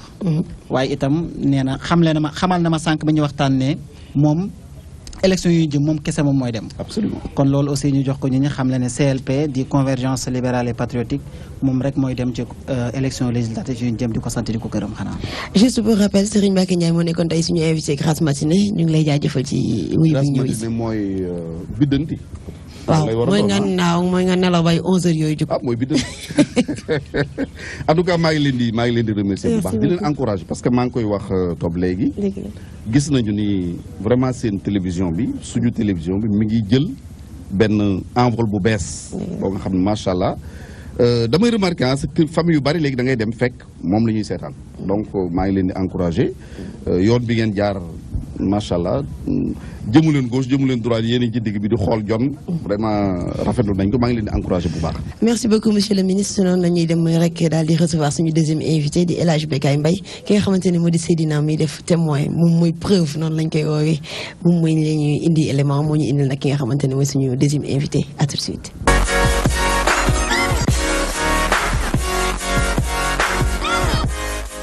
suñu deuxième invité nag di El Hadj Bécaye Mbaye Seydina ñu ngi lay dalal ci plateau Grâce Matinée.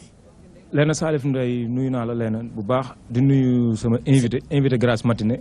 muy ma faali Kumba Naar bala dégg fukki barak ñaar na tuy. El Hadj Bécaye Mbaye nuyu naa la. ma faali Kumba Ndaama la nuy wax. ma faali Kumba Ndaama. waaw kay waaw. xam nga Sénégal moom noo ko waxee rek baax na nañ ko comprendre noonu rek waaw. mais nuyu leen xanaa kontaan parce que yéen ñaar moom ñoo bokk xaw ma nu ñu koy wax. groupe voilà.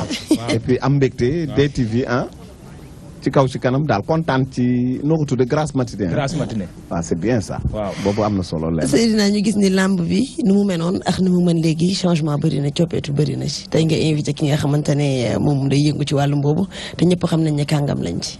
ñoo am ci waaw nga bëgg rek ñu leeral ñu naka yow nga gisee lamb démb ak lamb tey balaa ngay jàll sa invité. bon lamb démb ak lamb tey du ma taay sa di ci waxtaan ak moom chaque jour bu ñu wéetee dafa am différence bu doy waar différence bu mag la am démb ak tey ndax booy xool démb lamb yi démb sañse yi démb moo gënoon riche fuuf ko sañse yi tey li amoon démb da nga daan wër géew taxaw di seetaan mbër ñu bëre ba dal sa kaw te loxo du jug coow du jug waxtaan mooy am rek après dëpp moom laa gisoon ci lamb démb ute naag lamb tey nga xam ni booy ñëw yaa ngi xalaat booy ñibbi naka ngay def ba ñibbi ci jàmm. mais yaa ngi créer lamba. non non. création parce que au fond c'est vrai lambu démb gars yi civilisé nañu amoon na fair play. nit ñi dañuy ànd. da nga daan gis sax ay groupe yu sosoo ci biir sport. kii ñëw jóge fële Fass kii jóge Guédiawaye kii jóge Pikine ñëw di daje ci lamb doon ay amateur bu jëkkoon ba amateur moo amoon. mais léegi fans club moo am loolu mooy différence bi. xam nga amateur moom ku mën a bëri day ñëw stade. ku mën a bëri mu dem arène. mais bu dee ni da ngaa doon fans club. waaw sa fans rek ngay dem làmbam. waaw bu Modou Lo di bëri yow fans club bu Modou Lo ngay seetaan. bu Modou Lo dem bëriwul doo dem. bu Ama Baldé bëriwul doo dem. bu Ama Neex bëriwul doo dem. kooku parce que kooku ama neex ko intéressé. mais amateur bi nag am na amateur yoo xam ne bu ñu xëyee. dañuy dem làmb ja seetuñu kuy bëri am na ñoo xam ne dañuy ñëw bu ci buntu stade bi ñuy doog a laaj kuy bëri. xam nga kooku parce que làmb ko intéressé. loolu la ñu wuutee. bu dee sañse bi aussi nee nga sañse bu njëkk baa dàq. mais ba léegi gars yi ñu ngi sañse ah. ñu ngi sañ dafa am ñuy sañse am ñu sañsewul et puis léegi nag àdduna moo demee noonu nit ñi dañu xaw a xam nga tradition bi amoon bu njëkk ba ak tey. dafa am tuuti différence. dëgg la am na benn question bu ma lay laaj rek bu ma gis ci mbirum làmb ñu ne sport la d'accord nga ci. waaw d'accord am na sport am na culture. am na sport am na culture. léegi sport boo xamante ne du boole ñaari magaxarak wala du boole ñaari nit ñu bokk fu ñu ko teg te bu nekkee boo xoolee ci yenn sport sur le niveau international tennis da ngay gis ay magaxarak yu koy def football da ngay gis kii nekk club bii kii nekk club bii di jongante léegi comment se fait-il lamb dañ ne sport la te dañu bëgg mu nekk ci benn dimension wala benn niveau boo xamante ni c'est un niveau international te nga ne Ama Balla Gaye ne du ma bëree Lac de Guiers te bu demee ba lamb boole leen waruñoo mën a bëri. waaw am na ci ñoo xamante ni ñoom dañoo ragalante. mais au fond am na ci ñoo xamante ni nag tradition la parce que da nga ne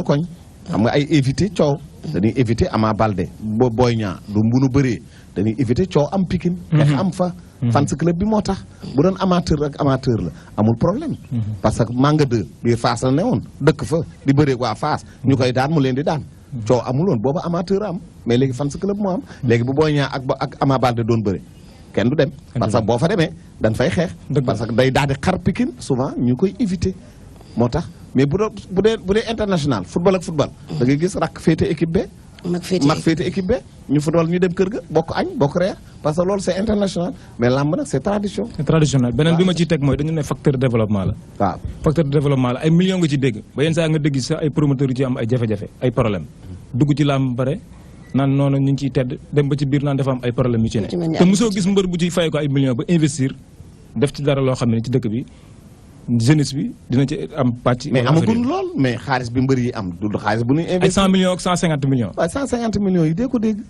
da ngay gis kuy bëri 150 millions avance ba 5 millions la. 5 millions 5 millions waaw ci 150 millions. waaw dañ lay jox 5 millions. ñu signé ñu dawalaat quelque ñu joxaat la 10 millions wala 5 millions ñu signé yooyu day am ci làmb. 100 millions yi du 100 millions yoo xam dañuy jël 50 millions groupe ni la am. cachet intervalle avance yoreel tuma la dara. combat jeex ma jëlaat 50 millions jox amul benn mbër bu am loolu.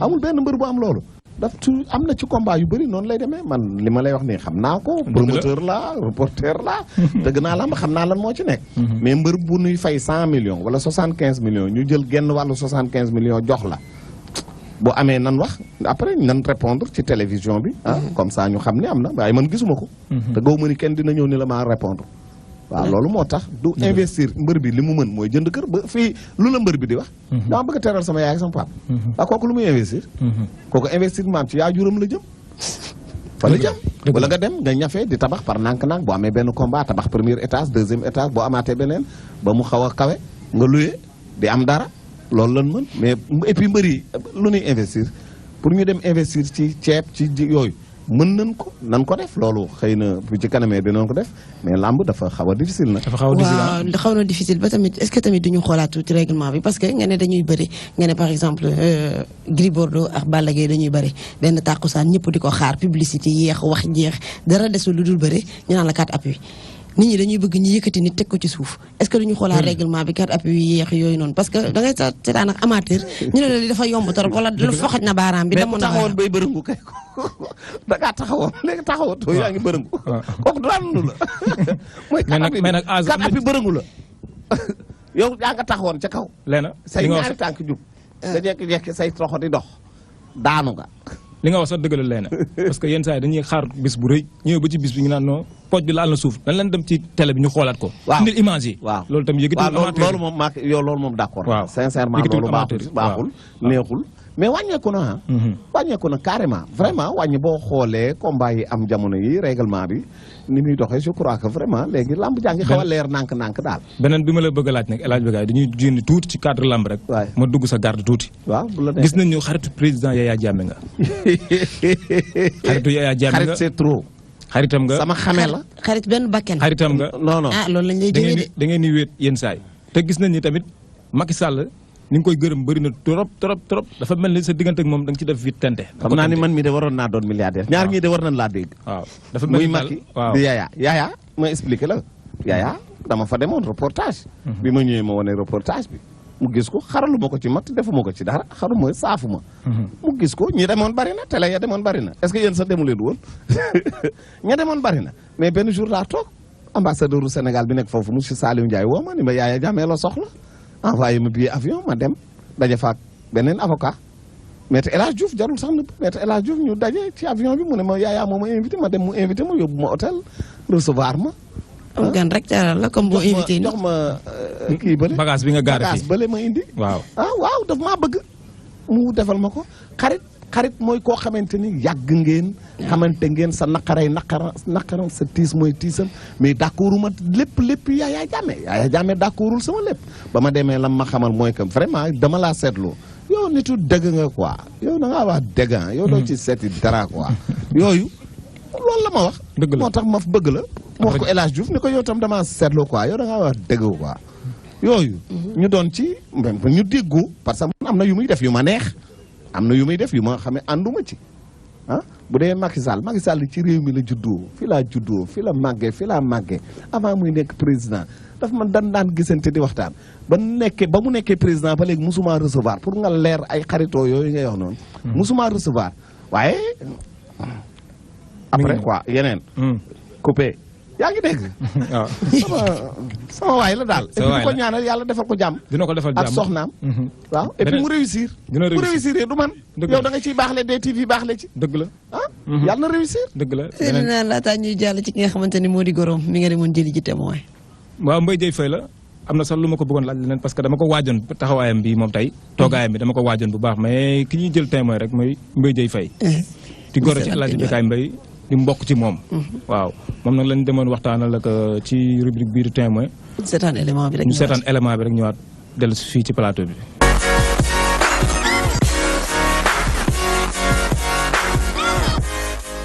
fay nan la Seydina DTV balaa may wax dara damay ziar borom kër gi te naan yàlla na suuf oyof ci kawam muy suma grand sunu kilifa woon sunu borom jël ko Alaaji Ben Bass Diagne baaxoon loolu daan jàppale doomu aadama yi te kenn du ko dégg yàlla na ko yàlla fay ci àjjana ye Mbaye Dieye Faye c'est le fils de 5-5 petit-fils de 5-5 naaru yaay daaro ak Alaaji Vieux 5 Faye yàlla na suuf oyof ci kawam ba géwal Ndakaaru bokk ci réew mi doon lébu kookoy Mbaye Dieye Faye lan mooy géwal Mbaye Dieye Faye dafa bokk ci famille bu mag d'une grande famille griotte géwal mooy kun daan géwal mooy bibliothèque bi géwal xam nga mooy kan kiy xool lu ñaaw mu ñëw ba fexe mu rafet xam nga kuy géwal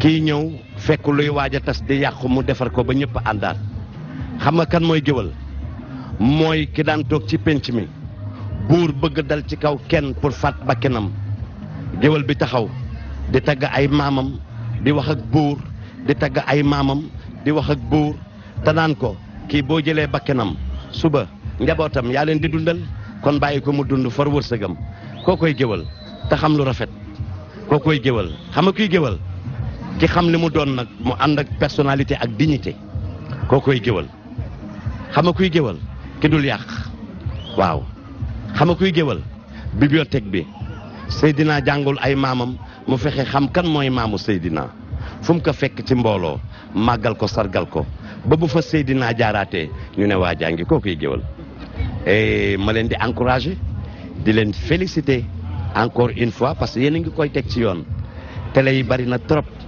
waaye na émission yi jaar ci yoon rek bu jaaree ci yoon kilifa yi dañuy seetaan këru diine yi dañuy seetaan donc nañ koy teg ci yoon rek rafetal ko ba li ngay wax ñu mën koo dégg ndax nit dina la bëgg sopp la déglu la nga wax télé rek mu xeeb la et nanuy moytu yooyu tey nangu nag li yàlla dogal yëkkatil ki yàlla yëkkatil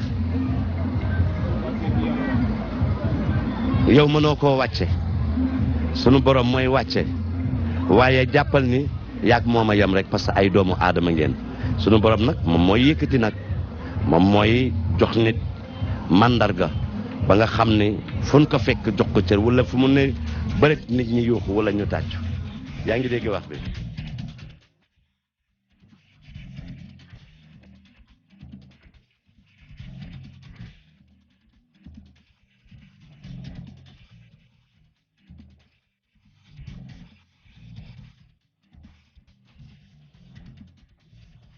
lu ma marqué dis ci man lool mooy bi suma ñaari waajur yi génnee àdduna muy suma baay Vieux Seng Faye ak suma baay Doudou Ndiaye Rose mais xam nga fan lay témoigner Serigne Babacar Sy keroog sunu sëriñ sunu baay moom moo teew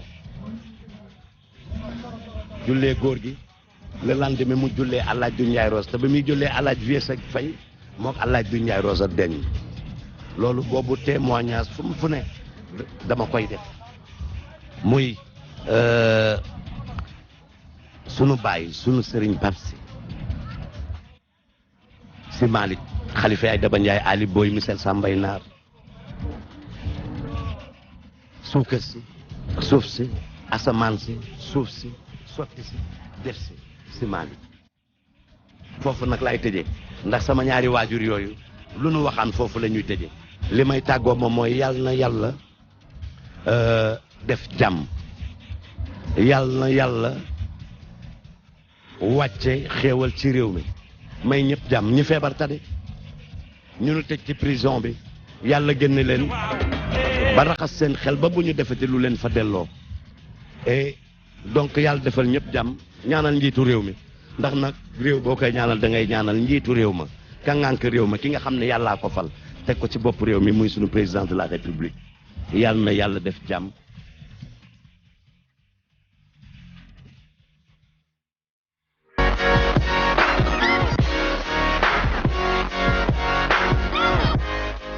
Seydina gis nañu li nga xamante ne Mbéjé Faye wax na ko ci sa reportage.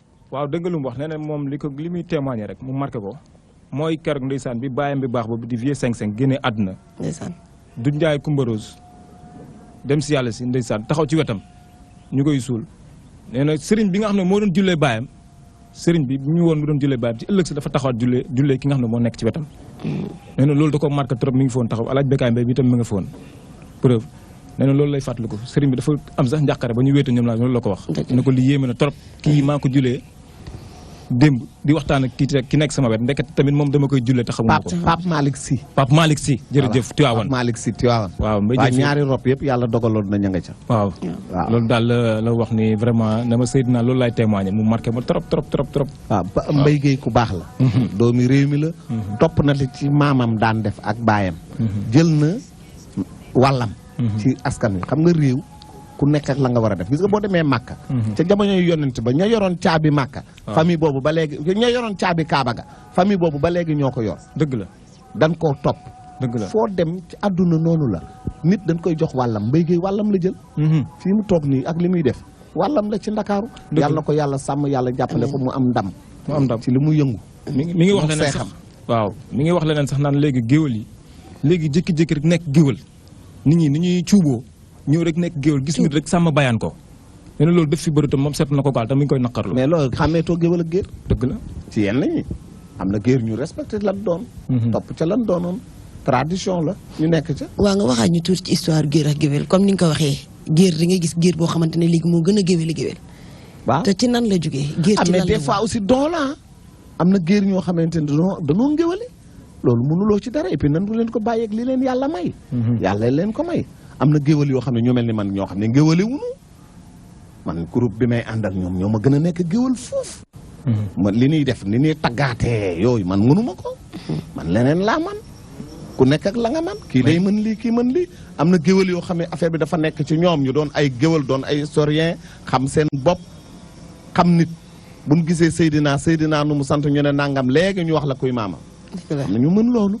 am na ñoo xamante ne ni mënuñu loolu am na géer ñoo xamante ne ni ñoo dàq way géwal yi. day am yàlla moo koy dogal. ay Bécaye boo nekk woon ci làmb ji El Hadj Bécaye benn question kii rek. Grand Dakar laa man du man ndaanaan yooyu. mais as ba am nga trophée ci football. mais non ñun man nag ay kii laa doon joué dimanche matin. petit cas wala marié contre célibataire. mais mënoon naa football bokk na ci li ma gënoon a neex moom laa doon suivre man làmb ji d'ailleurs sama liggéey la waaye boo xoolee man football laa gën a xam. naka nga gisee football Sénégal actuellement. mi ngi dox ci genn wàll mi ngi dox ci équipe nationale mais doxul ci championnat. équipe nationale mi ngi qualifié ay coupe d'Afrique mi ngi dem affaire coupe du monde yooyu yëpp ñu ngi ciy def waaye bu dee fii ci Sénégal. benn club demagu fi depuis 10 ans génnagul 16e de finale Ligue des champions wala tournoi yu ndaw yi sax demul fenn. du yoon danoo taxaw. du yoon football bi moom. dafa terre à terre waaye bu dee équipe nationale du Sénégal na dañuy dem France boo nekkee footballeur. nga nekk Sénégal mën a football lool doo dem équipe nationale.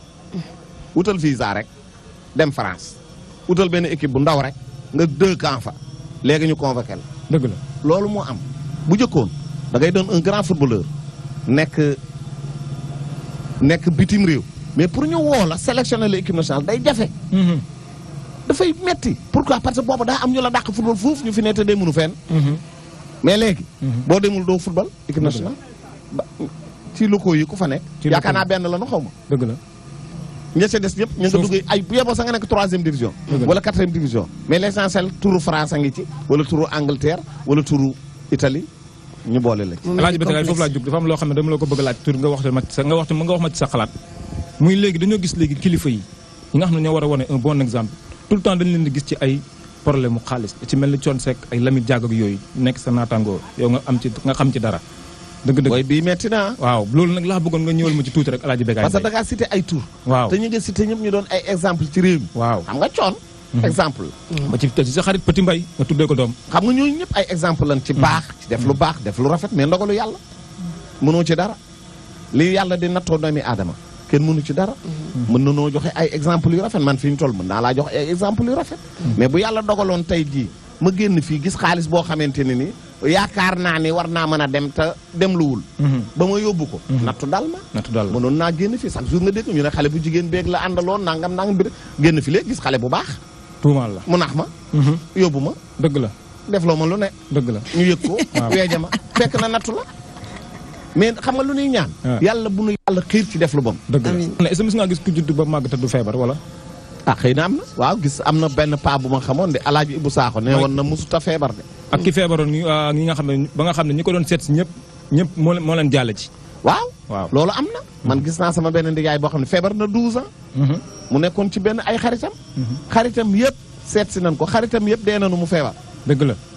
ñëpp ñi ko seet si ñëpp jaale jëndale. ñëpp jaale moom laay wax daa feebar. daf feebar yàllaay rey nit. dëgg la. yàllaay yor nit. dëgg la. yàlla moo yor adduna bi. dëgg la ko gëm fonk ko. âge balaa ñuy jàll rek ci revue de presse Seydina jox ma say journaux parce que moom daf fii def revue de presse am mun nga ñu wax rek lamb ji fu mu toll nii lan la manqué ak lan lañ ci war a def. waaw lamb yaakaar naa ni ren vraiment barki démb la CNG def benn journée boo xamante ni nii. waxtaan nañ ci feebari lamb yëpp. waaw li lamb di def li lamb di faj nan lañu war a mën a def ba lamb évoluer yooyu yëpp def nañ ko nan leen ñaanal ñoom tamit ñu réussir. su na nii ba ngay ñëw léegi nii ban nouvelle nga am ci làmb boo xam ne lu taxaw ci làmb ban nouvelle nga ci am. bi may ñëw nii xanaa de ci lépp rek ci léppi làmb rek. lu koy doxal rek journée yi mi ngi waaj CNG ubbi na. gaa yaa ngi fay dem xam naa d'ici bu nu màggalee ba ñëw. bu neexee yàlla ci la combat yi di doog a commencé. âge ñu bàyyi la rek nga bokkaale ci revue de presse Seydina dañu commencé ci l'observateur bu 4 novembre vendredi nee nañu mag wi la ñu seetlu fële ci port de Dakar ay amateurs étrangers yi ñi nga xamante ne ñooy ñëw wax seeni prix. ñii di opérateur économique sénégalais. waaw mag wi moom lee na ci port cosaan la yàgg na mag wi moom tout le temps da ngay dégg ñu naan la port mag wi te port nee naa leen. ku fa dem bu dee pepp ceeb sax bu ko laal ndax pepp ceeb boobu nga gis balaa moo génn foofu day fay douane kon nag loo fay def rek na ko xoolaat ci yoon. ñu ngi wax tam ci l'observateur ni Balla Gaye ak Jojo moom mooy seen buzz boobu ñu am. waaw jëm ci wàllu tuxum chicha. waaw suusa boobu nag laa bëggoon ñu waxtaan ci bu baax a baax El Hadj Bécaye. waaw ndax suusa mooy loolu ñuy tux. mais théâtre la. man dama moderne. waaw théâtre la. théâtre la. si que lu ma leen. nit ñi nag am nañ seen droit organisation yooyu. organisme yooyu ni xaw ma affaire def interdit de fumer ak yooyu. waaw seen yoon la. waaye nan xam ne lii théâtre la. théâtre la. théâtre la. mais à sa mbër mi bëri na coow de nañ ko dégg ci loolu déggaat nañ ko ci suusa déggaat nañ ko ci leneen. non waaw noonu la ko yàlla bindee. mbëru coow la daal moo ko bëgg dafa mel ni moo ko bëgg question mbëru coow. dafa def ay jaloore yu tax ñu coow ko. dëgg la dafa daan ñoo xam ne kenn musu leen a daan li mu def ci làmb benn mbër musu koo def. mais fi mu toll nii dafa mel ni ku ci daan toll la day mel ni yaa ngi sa crépuscule. waaye dama moo waral lii dama ni waaw làmb ji mbër yi nekk ci mag yi nekk ci kaw. ñoom ñëpp ñu ngi ci descente bi ñoom ñëpp du moom dong. am na beneen làmb bu ñuy wax muy làmb politique. waaw nga wax nee nañu ñi nga xamante ne dañoo wër Macky Sall te nekk ay mag bari nañu ko ci mel ni Ousmane Tanor Dieng Abdoulaye Bathily Moustapha Niass Amath Dansokho Djibo Leyti Ka.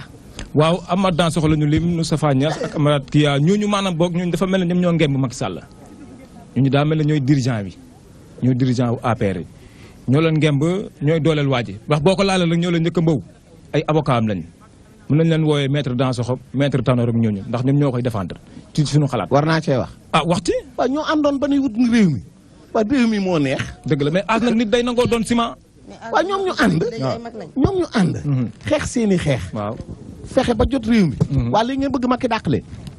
waaw loolu tamit moom yomb la. dëgg la as ba ñuy ànd est-ce que ne woon nañu ay mag lañu. dëgg la bu Moustapha Niasse ci gàddu ay xeer fii place de l'indépendance. waaw di xeex ak alkaati yi. ne woon nañu mag la. dëgg la Ablaye Bathily bi muy ànd ne woon nañu mag la. toog 30 ans nag ci nguur wala 40 ans. waaw loolu nag la ñu war a lijjanti. waaw waaye ànd bi buñ ko tas dañu war a xool kay. ndax ñii war nañ fay nekk ba tey. dëgg la wala waruñ fay nekk mais na tàggoog Macky tàggoog paa yooyu. man de pour man wor la. dëgg la bu tàggoog ñoom man laa yàq sama xalaat laa wax de. wor la. ànd ak yow ñu xeex mars campagne. def lu ne nga falu ni la non yéen ay paa ngeen toog leen. dëgg la bu boobaa day wor. lii muy def muy kóllëre. ñu dem ci wàllum fait divers gis nañ ki nga xamante ne mégo cigarette moo tax mu daal di faat ba kenn ku ñuy wax Khadim waaye itamit histoire taximan bi. waa léegi ñu ngi wax ni fii maanaam boog mégo cigarette moo tax mu faat bakkan bu dee sëriñ dalaa diggal mégo pour nga koy muy mujjee ci yow wala bu dee mégo bii tax nga rey taximan bi du mégo nag ñu wax ne kon lan la ndax bu dee moo tax nga rey nit luy jar 30 francs xaw ma 20 francs kon boog wax dëgg yàlla loolu moom waxuma la àdduna sax mais boo dee rek yow si boppam waroo sax gëmm. waaw kañ dañuy wax affaire football ak ay lancer poids ak leneen ak leneen mais ñi nga xamante ne ñoo nekk ci làmb ji mënuñu leen tàggat am nañu doole mën nañ lancer poids. waaw yow merci waay. am nañu doole mën nañ rugby athlétisme mais Usain Bolt la tudd. waaw moo ëpp mbër yëpp. dëgg la élan la doole la yore. booy daw ngelaw li du mën ci yow dara.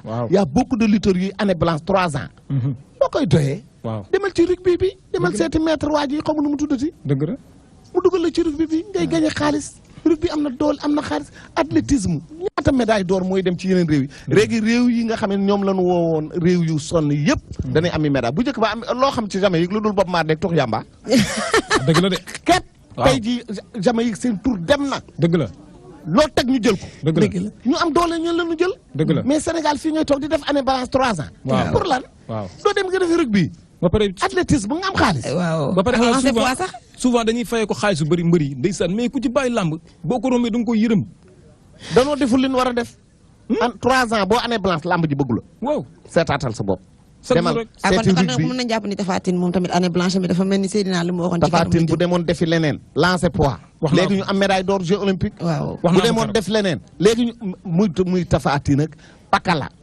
athlète bu mel ni Pakala. waaw kay limal ma leen sax. athlète bu mel ni Pakala. mën nañoo indil médaille d'or bu ne. maa ngi koy wax démb rek ne leen Tapha Tine dëgg. mais bari nan fi. bu bëggee nekk ci làmb ji mais Bombardier mii am na ay genre discipline yoo xam ne bu demoon lancer disque léegi ñu am médaille d'or Jeux olympiques. dëgg la mais fii la ñuy toog ci làmb ji des fois ngay année blanche mais pour lan. làmb ji fii la yem mook Tapha Tine bokk nañ ci mbër yi war a régime. kan mook Tapha Tine pour gën a yàgg ci làmb ji. lu ñuy régime Bombardier parce que duñ ko defoon nit ñi duñ bëri ak ñoom. non man daal li ma bëgg. mooy ku nar a tardé ci làmb ji yeneen discipline nga fi yu mën a indil Sénégal médaille d'or. dëgg la nanu dem ñu def ko. waaw question boobu moom. et puis lii la journaliste yi war a wax nañ ci topp ñu wax ci waaye ñi yor athlétisme ñu ñëw dugg ci làmb ji napp ci mbër yi. rugby làmb Bismi Ndoye day rugby. dégg nga ko ñuy kaas affaire année balance am. ba ngay jot la muy jot. dëgg kenn déggu ko. di tukki waaye ku ci dem Amérique dem New York taxawaalu ba bëgg dee ñëw firi sa karaw. nekk fa di ñaan rek sonal nit ñi nag waaw. doo dem. sonal nit ñi di ñaan rek. sonal nit ñi. waaw dañ lay fay 10 millions 50 millions nga naan may ma gërëm. waaw surtout 50 millions war ngaa gërëm. euro gërëm moom. koy ñu fay la 120 millions wala 130 millions nga ne may ma maa ngi woo diw na ñëw jàpp ci. loolu yëfu baadoolo la vraiment ku koy def rek na nga ko xoolaat. maa ko wax ndax 100 millions ak 150 millions am na ñu ne université ñu jàng ba pare te amuñu ko wala am na ñu ne ci bureau yi di jàng dawal oto yu rafet te amuñu ko voilà. kon ñu wax ci Moussa Sow. balaa ñuy wax ci Moussa Sow sax HBK li ci mel ni genre am na mbër ñoo xamante ne nee nañ ba ñuy tabax seen kër comme ni nga ko waxee premier étage deuxième étage du pare ñu dem jëli benn combat bu ñu léewtoowee ñu tëddal seen bopp duñ leen sax laal ñu daanu pour yeggal ci sax ko def loolu bëri na fi. Barth doo ma dugal. dugal xam naa ci sax ñu ko fi def plongé. combine yooyu yëpp xam naa ko. waaye sama yoon ne wu ci. as yenn saa mbër du la woon ne la as man de suba làmb ji mooy loolu de dama koy sarxe de. non mbër du wax loolu. mais waaye boo tiimee yow HBK. mais man bii seet man mii reporté xam naa ne kii lii daaneelu ko. am na mbër boo xam ne ñëpp xam nañ ko dafa am taxawaay nii kooku moom moo dàq saraxe ay combat am. da nga ragal doo wax. déet affaire mbër la. la may affaire mbër. booy xam nga ki ma lay wax az. xaw ma ko xamuñu ko. Bakkom sax dafa gajaf. kala sama yoon nekku ci. waaw Zos. xam nga ki may wax. xamuma ko de. dafa am taxawaay nii waaw. booy. waxal rek mu leer da ngay ragal li ngay wax. ma wax ko. ma wax ko. Tyson. Tyson. yaa wax Tyson. waxuma Tyson dama laajte. man waxuma Tyson ngeen ñëw ci Moussa Sow nañ dem ci Moussa Sow conclure. waaw az tey yaay sunu gan Moussa Sow mag dafa def jaloore. waaw dafa tina jaloore sax laay wax moom Manchester United dugal bii doy waaw te Aliou Cissé da ko peinture Aliou Cissé da ko peinture woowu. mais attends Aliou Sow moo ko peinture wala moom moo peinture boppam parce que loolu tam bëgg naa ci leerlu. parce que xaw ma je sais pas que Aliou Moussa Sow moo ni moom nan ko may dafa feebar. ba pare acrobatie fële. wala waa ji. nu mu tuddati entraîneur Aliou Cissé moom it moo joxe woon boobu argument xaw ma ci ban la waaye bu mu ci mën a doon. am na ci ñoom ñaar ku meew. dëgg la xam nga pourquoi. waaw c'est pas sérieux. waaw bu dee Moussa la. Moussa def na erreur. dëgg la parce que lii ku feebar mënu ko. dëgg la ku feebar mënu ko. dëgg la ku feebar da ngay tëdd. dëgg la wala sax doo jouer. wala même boo tëddul doo jouer. mais damaa feebar ba pare def lii. waaw doy na waar. dëgg la bu dee entraîneur bi la def na erreur. xaw ma ci ñoom ñaar nag kan la moo tax ku nekk ma wax la ni parce que vraiment affaire patriotisme la réew mi ko moom mu ñëw footballal Sénégal wàññiwu ko dara te dugal na bii bërki démb fii ci Sénégal. dem fee def bii boo xamante ne nii. waaw Zlatan sax dugalu ko. waaw kon donc bu dee moom moo ni dafa feebar def na erreur. bu dee entraîneur bi la def na erreur. mais ñu baal ko. waaw ñu baal ko. Sénégal nag yàgg xamal ko ni daal def nga erreur. Sénégal yàgg dem Coupe d'Afrique âge. Seydina 30 ans xaw ma 40 ans de déception. waaw. yegg ba final dëpp. chaque jour ñu mel dañuy ñëw ba fa ñu dàq ñu ne ayca loolu âge lan la. ñun la te pourtant ñoo gën équipe ci Afrique. ñun ñooy gën équipe. ba ñuy dem Asmara ñoo fa man. ba ñuy dem Caire ñoo fa man. ba ñuy dem Mali ñoo fa man. fu ñuy dem ñoo fa man. coupe du monde normalement mënoon nañoo dem ba final ñu bëri mënuñu koo gëm mais xam nga lan la xool la yàlla y fay. ñun ñëpp bëggante wuñu ñun ñëpp ànduñu kii day bëgg lii am na ñu ne siiw Aliou Cissé ñàkk moom lañ ko yéene am na ñoo xam ne Augustin mi nekk président fédération lañ ko yéenewul am na ñoo xam ne Macky Sall mi nekk président de la République lañ ko yéenewul te loolu du tey de. c'est pas parce que Macky fi ne ba fa keneen ne it noonu la daan demee. ba fa beneen entraîneur nekkee noonu la daan demee parce que man en connaissance de cause laa lay wax. dëgg la ñëw nañu match Sénégal Tunisie ñu yoroon comité supporter mais bi ñuy dugg benn nit woo nañu ni nu moytu leen am na diw ak diw ak diw yor nañu loo xam dañ ko bëgg a sotti ci terrain bi. te diw ak diw boobu ay nationalité la ñu yor sénégalaise doon ay doomu Sénégal fii nga toog Aliou Cissé bëgg ñu gagné. am na ñeneen ñuy def guddi ak bëccëg doo leen gis ñu ngi def tout pour Sénégal du génn poule. dëgg la mais bi ñu demee bu njëkk moo leen demoon xaw ma Guinée Équatoriale. mais équipe bu baax la nag moom bi ñu ñëwee ku ñu njëkk door Ghana. ku mën Ghana demul final. dëgg la du Ghana moo final. waaw dëgg la waaw dëgg la daf leen piip ñu duma leen mën leen duma leen. mais ban fa jógee dañu mel ni safara buñ sotti ndox. yaa ngi foon maa nga foon. ñi ne nag ñu doon wax naan après yow yaa zone gérer affaire yi am na ñu ko doon wax de. géré wu ma man damaa géré. am jotu géré man bagage yi maanaam boog. mystique bi waaw. xam nga boo nekkee ci làmb nag loolay làmb fi ñu toll yaakaar ne ngan di maami bu xaaba laa. wala yaakaar ne lu ne laay takk lu ne laay na dara yàlla. dañoo gis ne xam naa bëggoon nañu toog continuer moom waaye kii ma nekk suñu invité tey El Hadj Bécaye ñu ngi lay jaajëfal ci wuyu si bi ñu wuyu ci émission Ras Matin. jërëjëf kontaan naa. di leen encouragé. lii ngeen di def baax na lii mooy réew mi. di leen waxtaan ci réew mi di waxtaan ak ñu dëkk ci réew mi di leen encouragé yàlla na télé bi barkeel. amiin amiin xam nga DTV barkeel man wàññiwuma dara. waaw ñu nit nan barkeel keneen barkeel. dëgg la réew mi neex. dëgg la ngeen réussir ñu réussir. waaye boo bëggee di dem te bëggoo kii dem. dëgg la du dem te ngeen gën a juboo. télé yu bëri xam nga lu ko yàqa. nekk ci télé bi di raayante bu génnee nga jëw ko. waaw télé yu bëri. waaw dañuy wax xaritoo toog ci caméra bi waaye yow diw mooy sama du dëgg. na doon réalité sincérité loolu mooy tax ñi seen télé dem ci kaw Jipi. nuyul ma ko. dégg nga Jipi. Seydina la ñu indi semaine prochaine. semaine prochaine lu doy waar comme d'habitude ci loolu lay dox yàlla na yàlla may tal ak fekkee. ndax am na ku ne. Sénégal rek amul dóor. na Africa rek. amul lan. dóor mooy lan dóoral az dóoral. dóor. fii wax ma la dóor sax mais taalal bomb yëpp. amul gërëm. waaw dóoral. fii amul gërëm.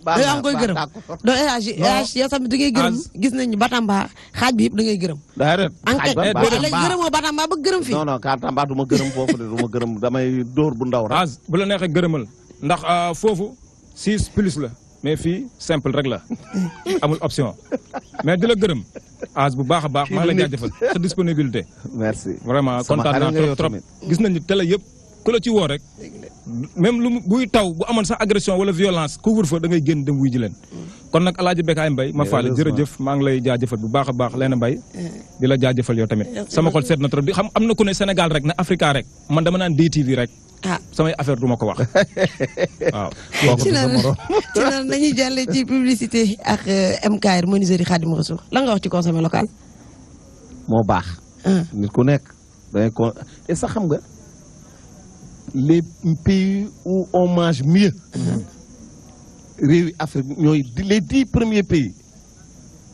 Afrique lañ nekk ay Tchad ay Soudan boo ko information bi génn Sénégal 9e la jël te pourtant Sénégal pour nit ñi duñ lekk bu baax Amérique ci équipe bi réew yi jël ndaare la bokk waaw parce que obésité bi fa la mais Sénégal moo ëpp gudd fan Sénégal non yeneen ñoom ñoo ëpp gudd fan nit ñi deewee fee extérieur duñ ko deewee fii da ngay dund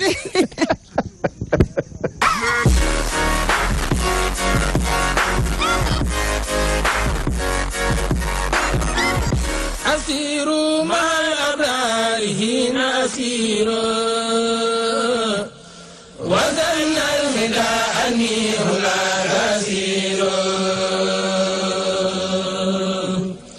أسير مع الأبرار هنا أسير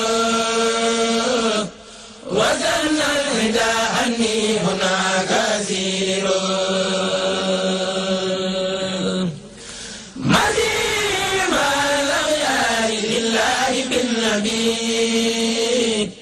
وما لي لغير الله عود مسير يسير في الجسم الذي قالني لا كريم عليه ما أروم يسير شكري بأقلامي وقلبي وجثتي لمن كان لي بالجود وهو شكور نصري وتأييدي وحفظي لدى العداء من الواسع الوهاب فهو نسير لدى سيدي ومكسي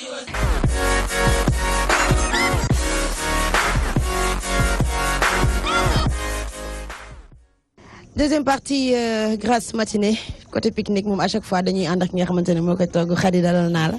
Léna fay naa la nuyu naa la Louise di nuyu mbokk téléspectateurs yi ñuy seetaan. dañuy safoo. dañu safoo saa su ne. Louise Sina mi nga xamante ne mooy yor rubrique wér-gi yaram Louise noo def.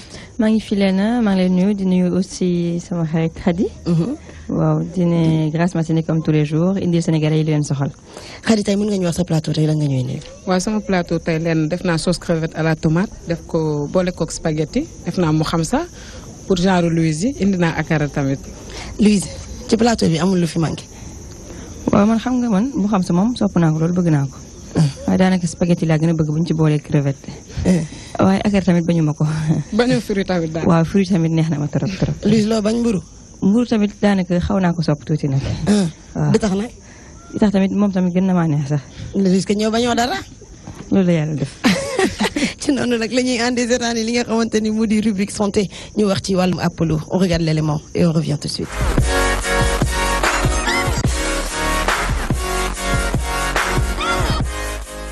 naaw ba mu nganasee Ndakaaru Njaay feebaru bët bii di Apollo moom commencé na di law bu baax docteur bi mu ngi ñuy wax luy indi feebar boobule. wànnent boobu benn virus moo koy indi lu ñuy wax virus ci xeetu doomu jàngoro yi indi ay feebar lañu seetlu nañ ne bu ñu nee conjonctivite wànnent li ci ëpp dinañu wax conjonctivite virus yi conjonctivite yi microbe yi di joxe wala yenn say conjonctivite yi allergie di joxe mais façon bi effectivement dafay faral di ñëw ci malaanu épidémie c'est-à-dire day dalandoo nit ñu bare.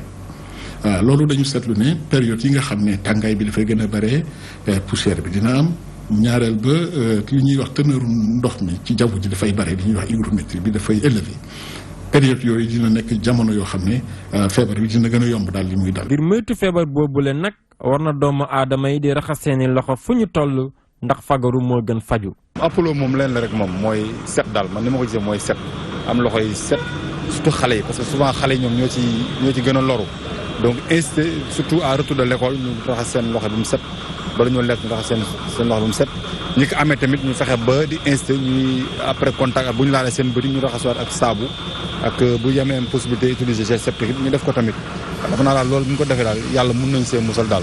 maladie bi ñuy buy wàllante ci bët bu ñu woowee Apollo en fait ay saleté ak moom moo koy joxe mooy loxo yu saleté d'habitude donc pour que nit ñi mun ci fagaru il faut bu ñu ñibbisee école wala bu ñu wàccee seen liggéey wala lépp lu ñu mënti def ñuy raxasu seen loxo ak ndox ak saabu suñ ko amulee ñu ut gel liquide yu ñuy jaay ci boutique yi comme ça dina mën a tax ñu mun ci fagaru. autorité sanitaire yi ñoom seeni liggéey mooy ñu ñaax ak xamal population bi nu ñuy def ngir mucc ci feebar boobule. nit ki bu dee am nga feebar bi tamit war nga am souci c'est-à-dire war na sa xel war na dem ci naka lay mën a def pour feebar bi bañ a law loolu tam suñu liggéey la ñun ministère de la santé li ñu mën a def mooy feebar bi doomu jàngoro bi du plongé ci bëtu jàmbur dafa am lu ko fay indi li ci ëpp loxo la ak bien sûr ay li ñuy wax ay mouchoir ak affaire yu sal parce que doomu jàngoro bi fu nekk lay nekk bis boo ko xasee am ba jàpp ci loxo yi ci bunt yi poignée bunt yi ci xaalis bi ñuy seen wecco et cetera nootoo tax ñuy wax nit ñi li ñu war a gën a def mooy sàmm seen setu loxo yi dañ ko war di raxas ak saabu fu ñu war a toog. jamono ji nag Apollo moom xawaan na kon nag jot na ñu yokk setal gi ngir bañ feebar bi di gën a law.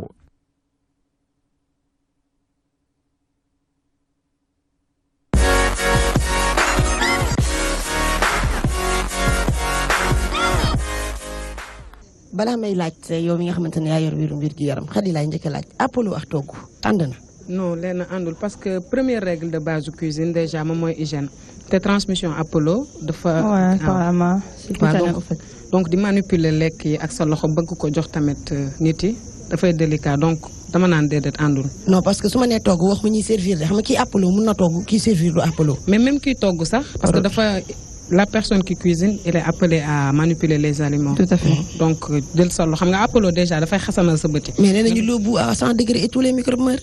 Non, mënul nekk na dafa àndul. Première règle de cuisine hygiène la te c'est pas du tout hygiénique donc je serai jamais d'accord sur ça. Madame Santé.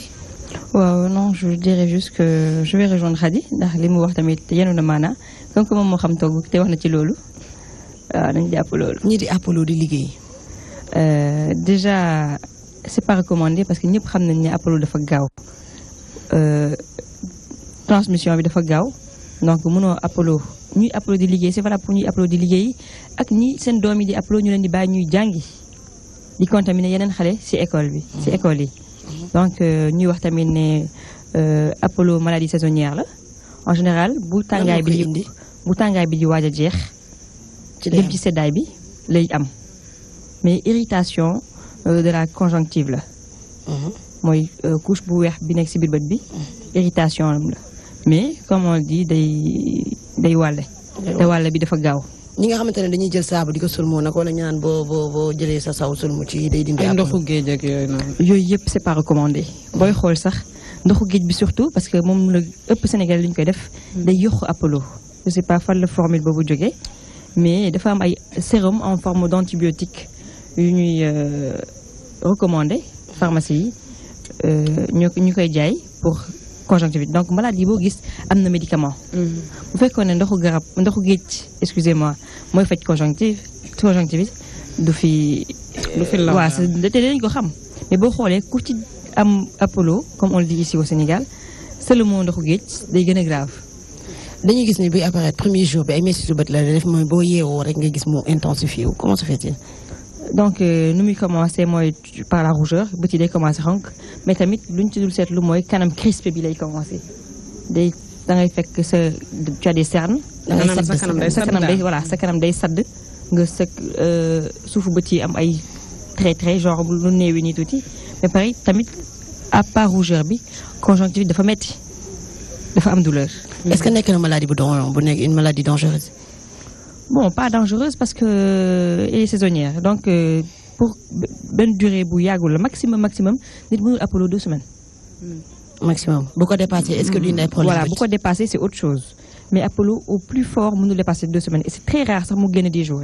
amul feebar yoo xamante ne ça commence par Apollo et après mu dem ci leneen. non franchement non je vois pas non. ok Khady ci wàllum Apollo ndax am nga question booy laaj madame Santé. waaw traitement bi ñu xam nga ñun fii Sénégal on a tendance à nous créer nos propres médicaments et nos propres remèdes. comme li nga wax noonu nee nga ndoxu géej bi baaxu si saabu bi tamit baaxu si. donc lan ngay diggal nit ñi nga xamante ne ñu ngi am signe rougeur yooyu nga première apparition bañ a may daal feebar bi kii mu law. voilà comme le disent les ophtalmologues boo commencé am tuuti rougeur rek wala mine triste mine crispé bi buy wane ne signe Apollo la. au plus tôt nga dem pharmacie wala centre de santé bi la gën a jege. et de là-bas ñoom dañuy xam lan lañ lay prescrire pour conjonctivite bañ a développé wu. parce que bu commencé boo ci teelee jóg mën a def maximum 3 jours. après mu wér mais boo ko bàyyi tamit ça peut traîner longtemps et mën a indi yeneen forme d'irritation. kon faju bi gën a métti tamit. waaw faju bi gën a métti mais tamit saabu ordinaire bi c'est pas recommandé parce que saabu ordinaire mënoo ubbi sa biir bët def ko ci. mais aussi les règles d'hygiène lu ñu ci war a farlu mooy yor ay antiseptique mais tamit di raxas seen loxo yi fu ñu toll. boo génnee sa kër boo duggaatee sa kër si saa si avant ngay. jokkanteeg xale yi wax ak xale yi nuyoo xale yi nga raxas sa loxo mais tamit médecins yi dañuy recommander bu période bi ñëwee ñi ciy arrêter de se serrer la main. parce que plus les gens se serrent la main plus affaire bi di gën a law. mais Louise loolu dina naqari li jënd Sénégal fi loolu lañ tàmm. non boo gisee ko ay bëtam xonk wala mu Apollo bu la nuyoo nga bañ ko fay. période la c'est neex naa gérer du lu yàgg donc Apollo normalement période am 1 mois lay nekk 1 mois et demi c'est-à-dire que bu taw bi di jeex ñuy dem ci beneen temps mu ñu dem ci seddaay bi.